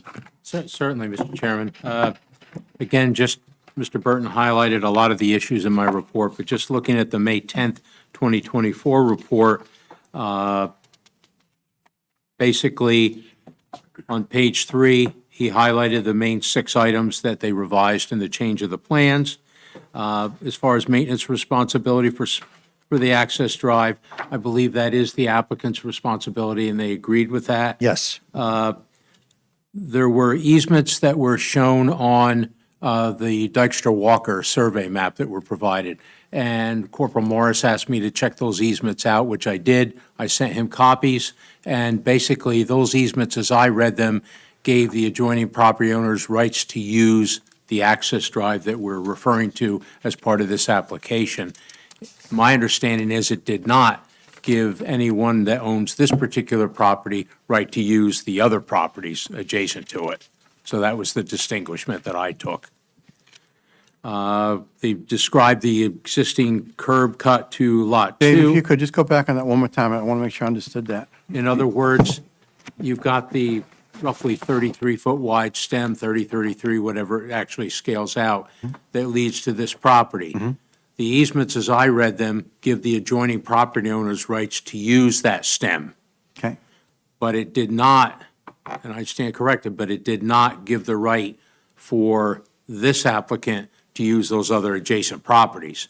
In other words, I know Mr. Burton was talking about if someone wanted to drop off their kids, they could go through the adjoining property. They may do that as a courtesy with the adjoining property owner, but I don't think there's any deeded right to that effect. Thank you. Just so everybody's aware of that. With regards to the 18-foot slope on adjacent Lot 2, I just point out, Mr. Collins had discussed that briefly before.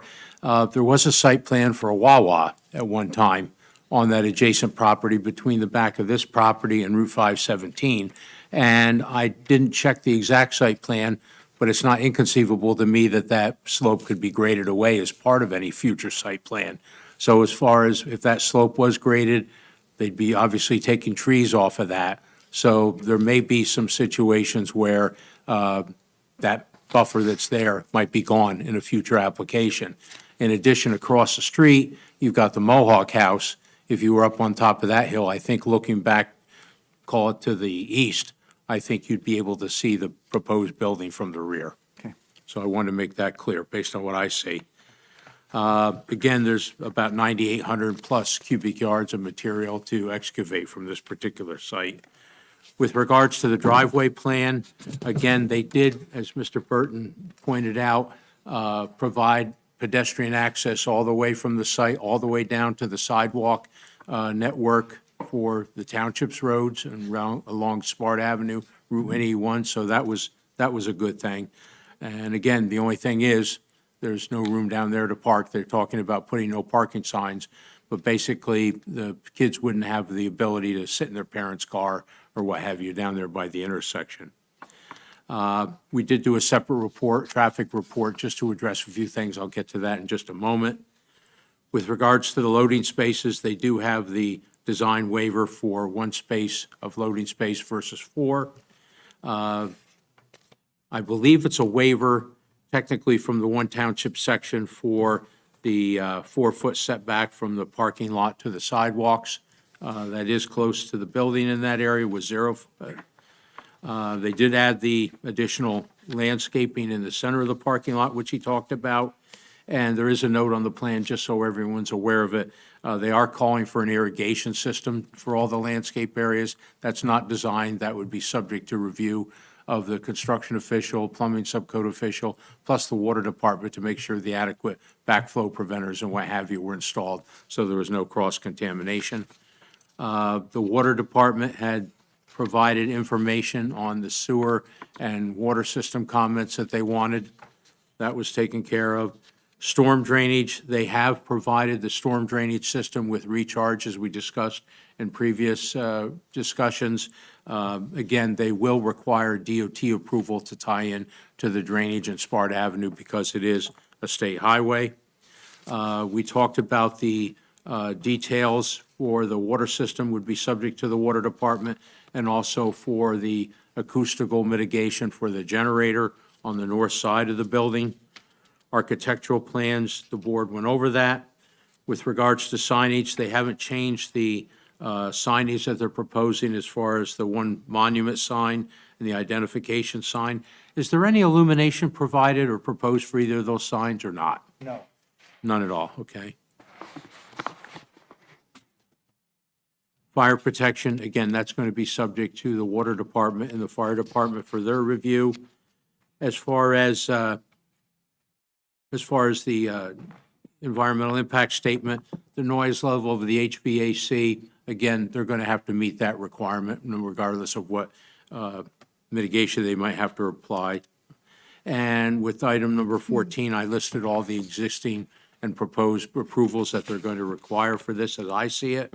We recommend an as-built plan and any of the color requirements. Then what I did on the traffic report, I know there was a lot of discussion with regards to the access drive. So I did some research and I tried to put this in perspective. I went on the county's website and I dug out a lot of information from the 1960s just to try and get some information on the history of this particular piece of property. And way back when, it's around 64, there was the Valley View Inn. It was on septic system, so that really limited the number of units on there. But they had 16 units based on the information I was able to get from the historical records. Then around 1987, the inn changed to the Valley View Residential Healthcare. And once again, it was limited by the septic system capacity, and they limited it to 26 residents. Then, unfortunately, there was a fire that destroyed everything. Well, what I did with that information, I tried to put in perspective what kind of traffic was generated way back at the beginning by those two proposed uses versus what the applicant is proposing today. And based on some information that I researched from the 8th generation of the trip generation factors, I know Mr. Burton had the 11th generation, but the 8th is what I had available. Close enough for what we were doing for this, I think. Basically, I went through those calculations, and at the end of the day, the volume of traffic we're talking about when it was the Valley View Inn with a 16-room facility, you're looking by those trip generation factors at about 146 trips per day. And even if you went for a Saturday with those 16 rooms, about 141 trips per day. And then when I looked at the peak hours, I summarized that on page 2 in item D. For the Valley View Inn, the total AM peak hour trips were 10. For the 40 apartments, we're talking 12. For the PM peak hour, Valley View Inn, 9, 40 apartments, 16. So the point I'm making is when Mr. Burton's office did the traffic report, they indicated that things didn't increase by more than 100 vehicles per day, which is a trigger point for DOT to revise and possibly renew an access permit. That we didn't get to that point. So the traffic generated compared to what was originally on the property, very similar. Now, I point out also that we found a traffic counting station on Route 181, and in 2017, they had 13,239 vehicles per day on Sparta Avenue. Now, if you take that and divide that by 24 hours, you get about 552 vehicles per hour. Now, I'm not saying that's across the board. That's just an average. And I shouldn't say obviously, but obviously during the daytime hours, those numbers are bigger. But my point with just doing that quick calculation, when you look at Mr. Burton's report, he had on Sparta Avenue 950 vehicles per hour in the AM peak and 1,238 vehicles per hour in the PM peak, which are both bigger than that average that I calculated. So as far as an order of magnitude, I think we're in the same category. Just the peak hour is usually around 10% of the daily volume, which is close to what it is. That's what we found. Yep, so we're talking the same order of magnitude numbers.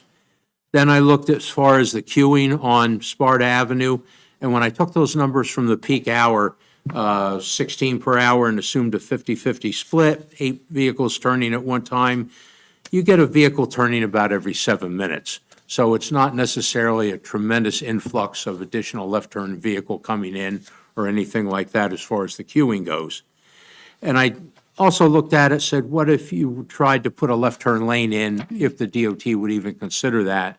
And the problem with that is you've got a limited pavement width in that particular area.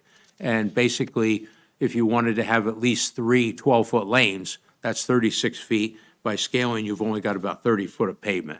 So there's really not room without really stretching things tight to try and even get something the DOT might consider for a left turn lane. And when you look at what I calculated as far as a queuing above, it really, I don't think warranted it. And when you look at the overall complexion, if you will, of Sparta Avenue, there's a lot of places along that whole corridor, the different banks and what have you, and businesses where we don't have a dedicated left turn lane. So I think as far as trying to get DOT to put a left turn lane just for this one, given the numbers that I just said, I think you'd have a difficult time. Then I talked about other existing traffic, and obviously with the numbers I just talked about, I didn't include the Burger King traffic and what have you that adds to it. But again, I was looking at order of magnitudes just so the board and everyone could have a comparison what order of magnitude we were talking about as the additional traffic. The one thing I did point out as far as pedestrian traffic goes, with the sidewalk that they're proposing from the proposed apartment building down to Sparta Avenue, they do have a continuous sidewalk with depressed curbs and the ramping and what have you, which really goes to a good way of getting the pedestrian traffic into the network of the sidewalk along Sparta Avenue. So that part's good. I did point out, though, that, again, there's no room to park down there at the intersection without causing congestion and conflict. Plus, the existing drive-through from the Burger King is very close to that intersection. So if you had cars parked down there, that could be problematic all the way around. So a summary, I think I know they've got to go to DOT for their utility tie-ins and their stormwater tie-ins and work within the occupying of the right-of-way as far as sidewalks and any signage and what have you that they're going to put in. With the other two uses that were in the past, meaning the motel and the residential healthcare facilities, they really, I don't think, generated, to the best of my knowledge, any school children coming down there. This is a new component that this particular application is adding to the picture. So again, with the school children, with my discussion with Corporal Morris, I understand the testimony was that the school bus pulled into the parking lot of the small mall right to the west of this site. But I don't believe that was any official site or there's any easement for that. So as far as taking care of the children, I didn't see a solution to that directly other than they walk down there and they're there to get picked up when the bus stops along Sparta Avenue. And that's an update on everything I did, Mr. Chairman. Thank you. Mike? Mr. Chairman, we have no further questions for the engineer. Let's just go through the dais and see if we can get through this. We lost Ernie. Lost Ernie. Yeah, it's 10:15. You know, I look to Ernie as the board, you know, one of our people we rely on for traffic based on his experience. So I'd like him to be able to ask questions. So I'm thinking at this point, we just have to, we should call it a night at 10:15.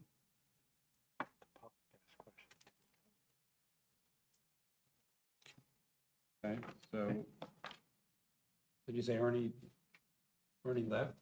Yeah. Ernie had an emergency. Oh, He left. emergency? Yes. We, Need to work with the applicant, carry the case to a date certain and get an extension from the applicant. What we could do is, again, June 19th is a date that is the next regular meeting that's available for this group of the board. Any further witnesses by you, Brian? I would terms of- not have further witnesses, but I just want to remind the board that this application has probably been pending now for about 8 months, Right. when we have a 95-day review period. So I understand the board's schedule and agenda, but if it's June 19th, I think that has to be a date certain and it's concluded. I think that can be arranged. I don't think we can finish the public testimony tonight in a short amount of time. So with that being said, I think if the applicants are concurring, as long as the board can schedule this for June 19th at 7 PM and first. My client, Okay. for a minute,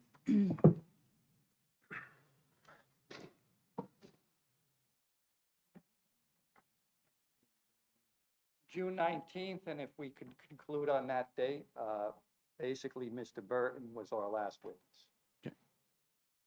So we'll carry the Plus Holdings application for site plan to June 19th at 7 PM. There'll be no additional notices. If anybody here on Plus Holdings, the case will continue on June 19th. Just if I may, Mr. Chairman, I was checking my notes of attendance. I believe Ms. Furman and Mr. Zimmerman were not Right, but they, members or part, so I don't know if, yeah, I can confirm that they did sign their certifications. Now, thank you, Brian, and they did tonight sign their certifications, and I notarized them this evening, so we're all set on the full membership, I think. I just wanted to make sure as I'm making my notes, I'm like saying, okay, I have new faces that I have to deal with, okay. And I think it's. Thank you. It's Appreciate implicit, it. Brian, but are you confirming that you're extending the time period for action until June 19th? Thank you, Mr. Chakowski. Just a quick question. Will Mr. Burton be here for questions at that Yes, point? we are bringing Mr. Burton back, and you will also have Mr. McNerney back. So we will be here. Okay. Will you Thank be you. considering the feedback from tonight in preparation for June 19th? That is something we'll have to evaluate, Deputy Mayor, Okay, but we're trying. okay, appreciate it, thank you. Thank you all for your Thank you. thank you, thank you. Appreciate your I patience and your time. Appreciate the work you guys have done, really do. Sorry, Mr. Daniel. Yes, I appreciate the work that you've done to Yeah. move this forward. Maybe, there will be some public comment, if the chair opens, and he will open it for some Yeah, public I comment. agree. Short public comment.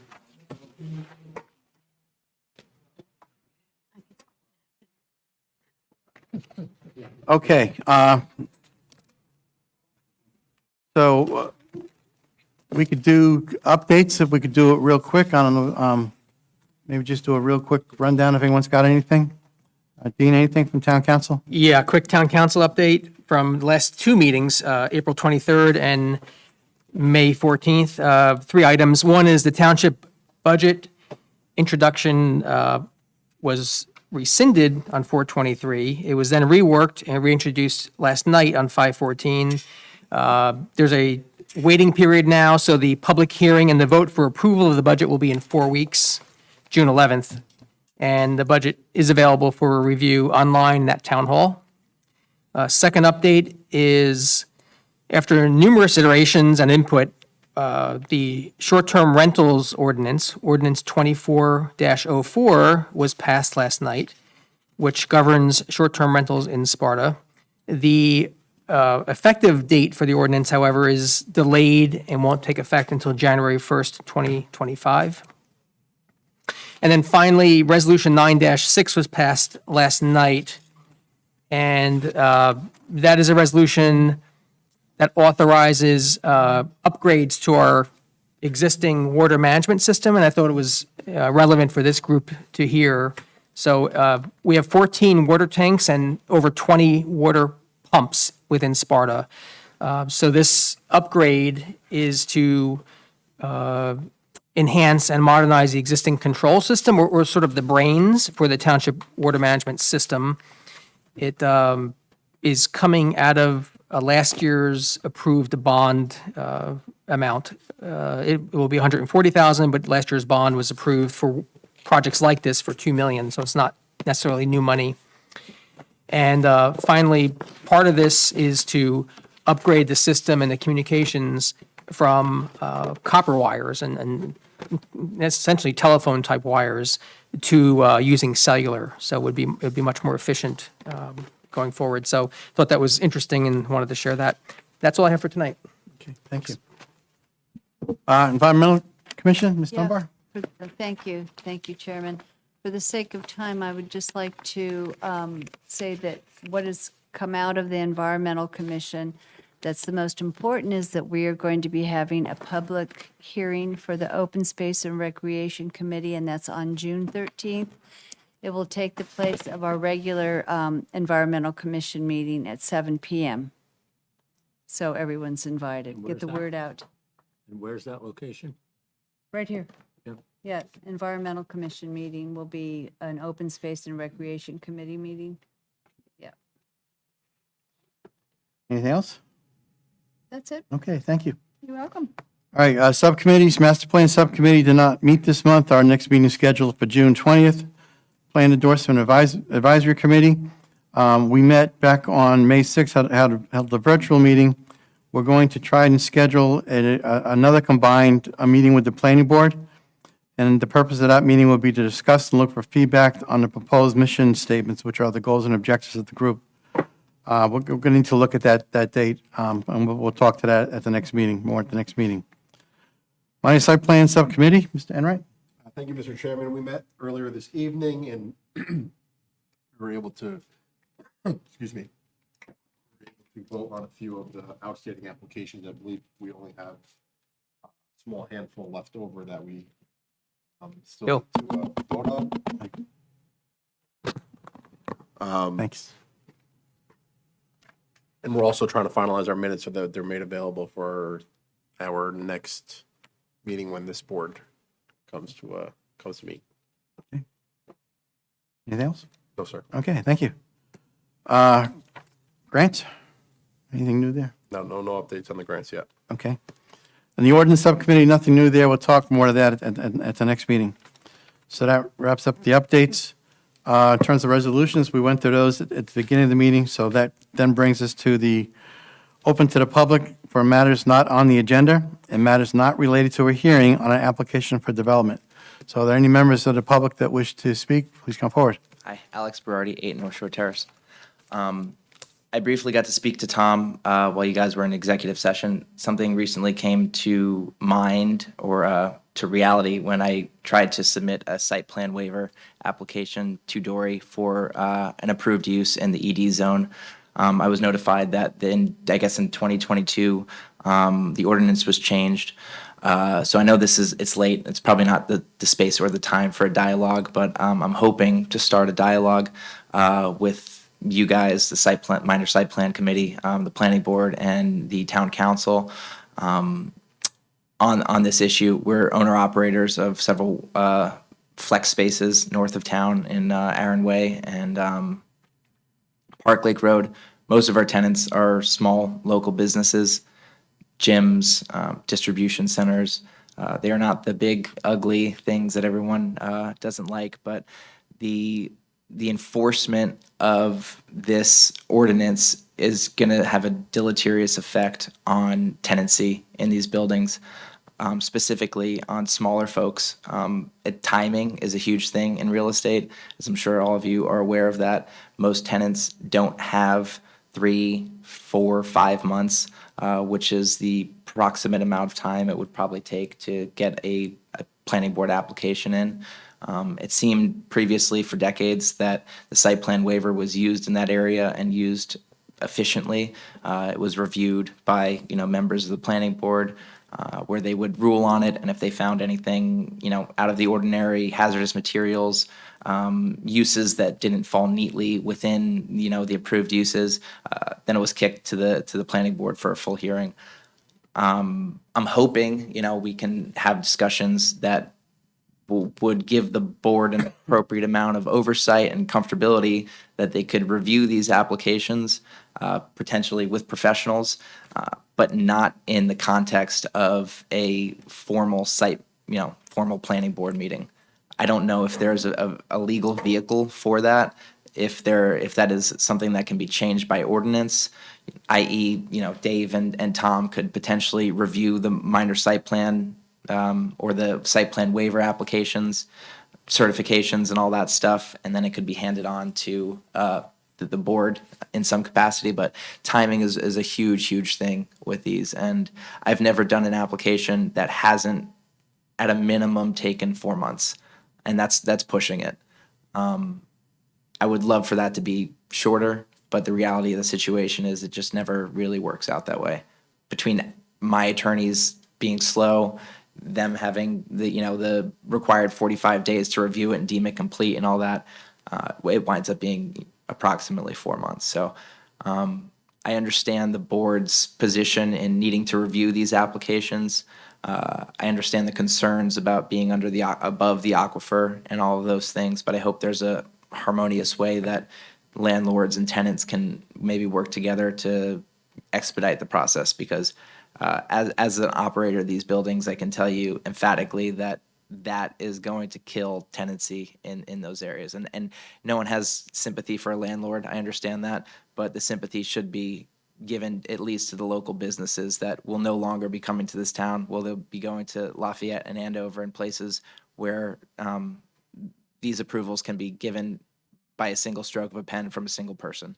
The local zoning officer usually issues them within 10 days. So that's just the beginning of hopefully a longer conversation that we can have at a later date and time when it's not 10:30 at night.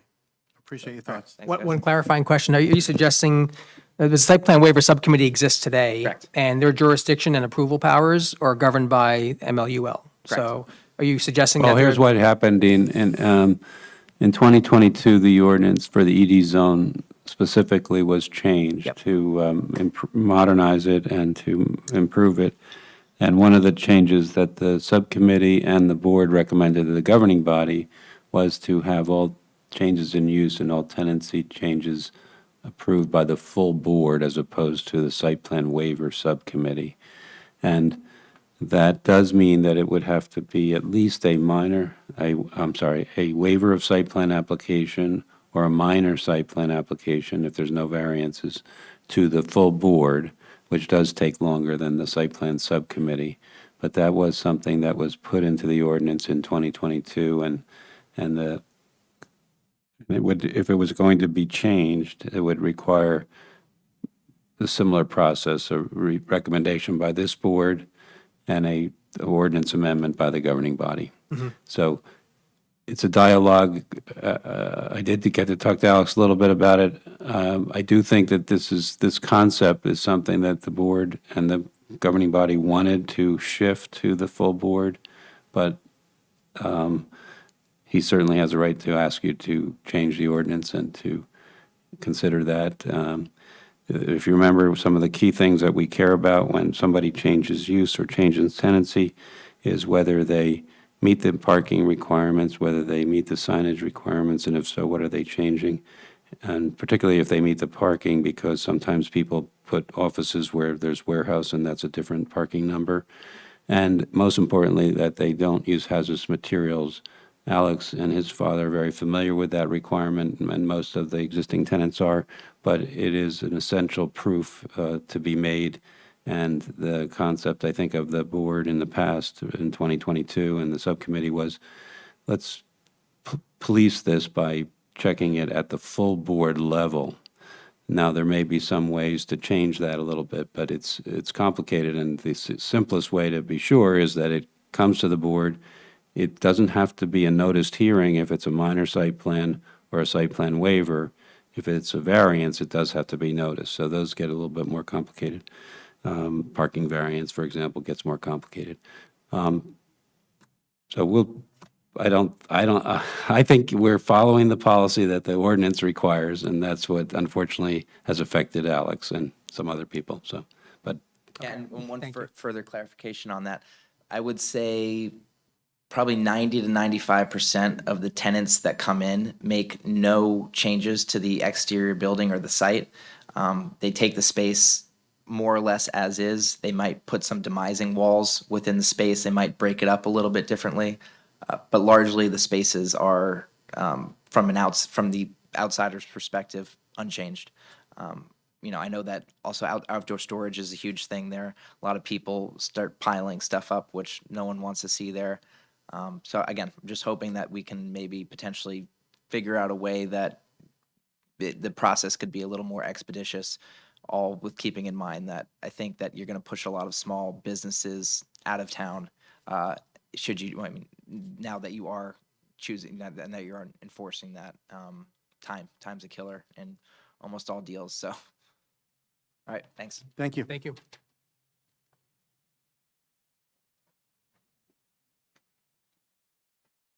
Mark Scott, 9 Pueblo Parkway, Sparta, New Jersey. Two things, May 21st, 10 a.m. at the Lake Mohawk Country Club. There will be a Zoom call with the DEP regarding the diamond chip application, if anybody would like to attend. Also regarding hazardous materials within the ED zone, I mean, we do have red label chemicals and all kinds of vehicles up there that are filled with red label chemicals.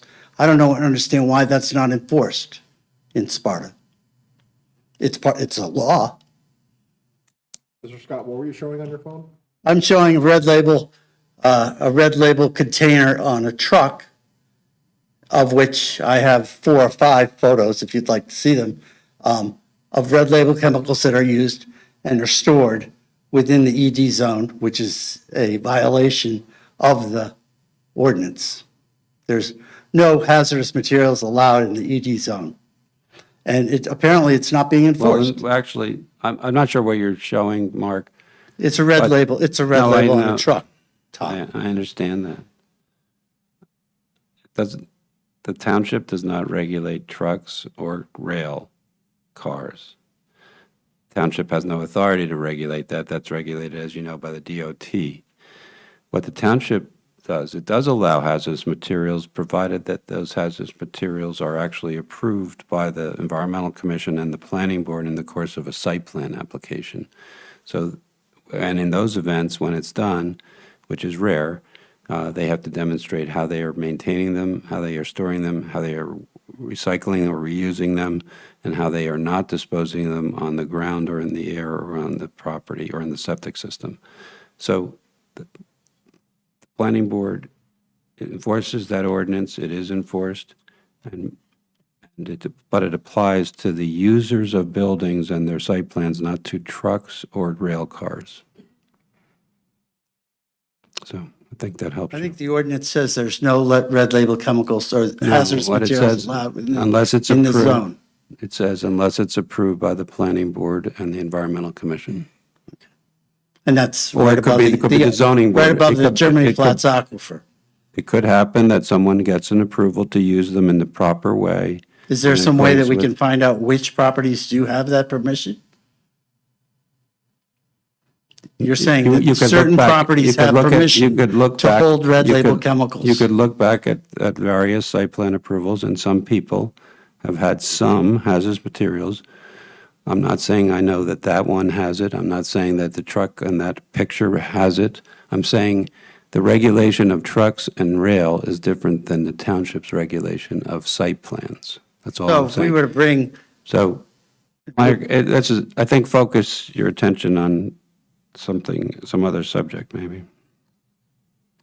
May I suggest if you have a situation, Mark, is to call the inspection, call the inspector's office, file a citizen's complaint and let them research it, but it's not something that, I think Tom explained it well. If you have a concern like that, I would report it to the town for their follow-up to see if they comply or they don't comply. Yeah, I would agree. Zone enforcement, we'll check it out.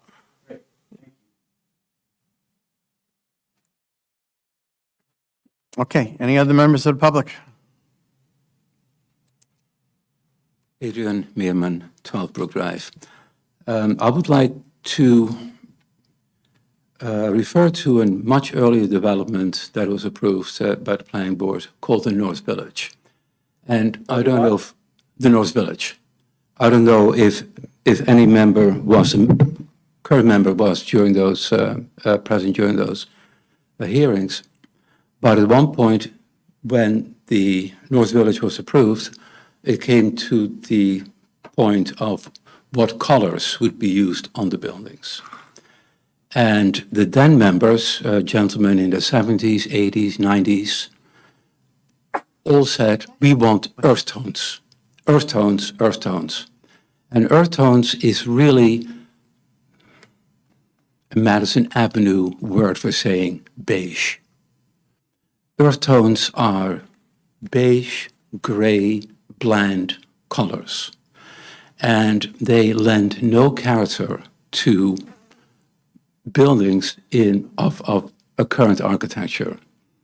And so I would recommend that when in a future application, the color of a building is to be determined. And I heard from the current planning board that everybody said, we're not architects, but we like earth tones.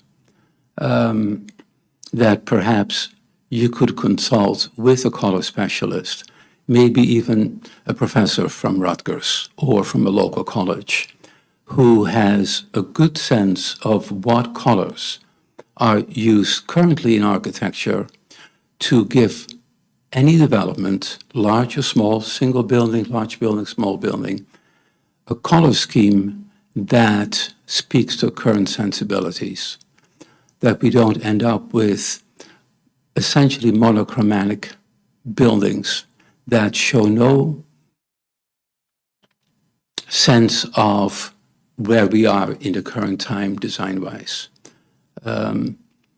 Many buildings have a brighter or a more vivid color scheme that 20, 30, 40 years from now may no longer speak to that generation, but that will be typical of our time. So for any application that you have, coming up, say the color of the building is as much plays a role as the shape of a building. So I recommend that you maybe deputize a specialist who can sit in on that phase of an approval process. That is one. Two, just a minor thing, the building that Dijkstra Associates built on Route 181 opposite East Mountain Road still does not have a full complement of trees. It's something that I believe your office is in a conversation with, that along Route 181, larger trees be planted. There is room for them, whereas right now, all the plantings are very, very low and do not visually protect or enhance that building. I believe you're looking into this. It's something that I think belongs, it's also something that the developer said they'd be willing to do. So, Excuse me, I don't think that's complete though yet. They were obligated to do that, but I think the building, from what I last saw it, is still not finalized, and I agree with you, but I think it's still in the right. works. Yeah, all the other plantings that were in that original site plan went up. And so I know that landscape architect or contractors put everything at once. And so if they didn't put those trees in, it's because the developer did not ask them to update. And that's why I think we need to let Essential him know. concern, yeah, Yeah, it's that's a concern. enforceable. Yeah. One of the things that we normally do when they come in for a certificate of occupancy, you'll notice on the end of our reports, there's usually a requirement for an as-built by a licensed land surveyor. And we'll compare that as-built to what the preliminary plan called for, in this case, the additional trees, and we'll make note of that, and we'll make sure that that gets planted. Okay, all right, good. And if I can, just to help me clarify, so, I hear the concern and appreciate it. When I hear it, I say, though, from a planning board perspective, I don't know if that's within our bailiwick. Once it's approved, Planning board is not, right, the planning board is not the administration of the implementation of Right. site plans. That is the planning department and the engineering department, and Dave gets That's involved. Mr. So Simmons, okay. the planning I board. just want, just so you planning board understand. does do enforce. All right. If you want to take it further, that would probably be the place. All to go. right, so, but the color specialist, I think is something that you may want to discuss, as this is a situation that will come up. Understand. Yeah, thank you. Thank you. Okay, it's getting almost quarter of. Okay, last one. No one left. That's why I was able to. Cross elimination. Apropos to nothing, ONV1 Holdings, did I understand you to say at the beginning of the meeting when you reopened that there's movement on that? I didn't understand what you said. You said, you made a resolution, you approved a resolution, but what was that resolution? So the resolution is I want to make sure I say it right, is to allow further discussions. And I think I'd rather have Mr. Brady clarify the exact words in terms of, and he's not here, unfortunately. But it was OLV, I'm just clarifying, it was ONV1, that was the Yes. matter? Yes. That was the matter, okay, Yes. thank you. And again, just two quick things. Is there a consideration to confirm where bus stops go? I know this is not about any application, just do bus stops happen in a parking lot? And then 18-8.5, which regulates the incentives for TCC, minimum side yard setback is 10 feet. Yes. Minimum rear yard setback is 20 feet. Just putting that out there. Okay. I'm just confirming that. Is that correct? Thank you. Okay. Tom, who determines school bus stops? Is it the Board of Ed? Solely the Board of Ed. Planning board has no jurisdiction. No, but the planning board has no jurisdiction to direct the Board of Ed to place bus stops anywhere. Board of Ed decides where to put bus stops. So the planning board has no jurisdiction. Okay. So I think with that, I'd like to get a motion to adjourn. Ernie's not here, so I will so All move. right. May I have a second? Second. Do I need a roll call, or can I do all in favor, Tom? This one you just can have all in favor. All in favor? Aye. Oppose? See none. And thank you for everybody for staying as long as you did. It was late night for everybody.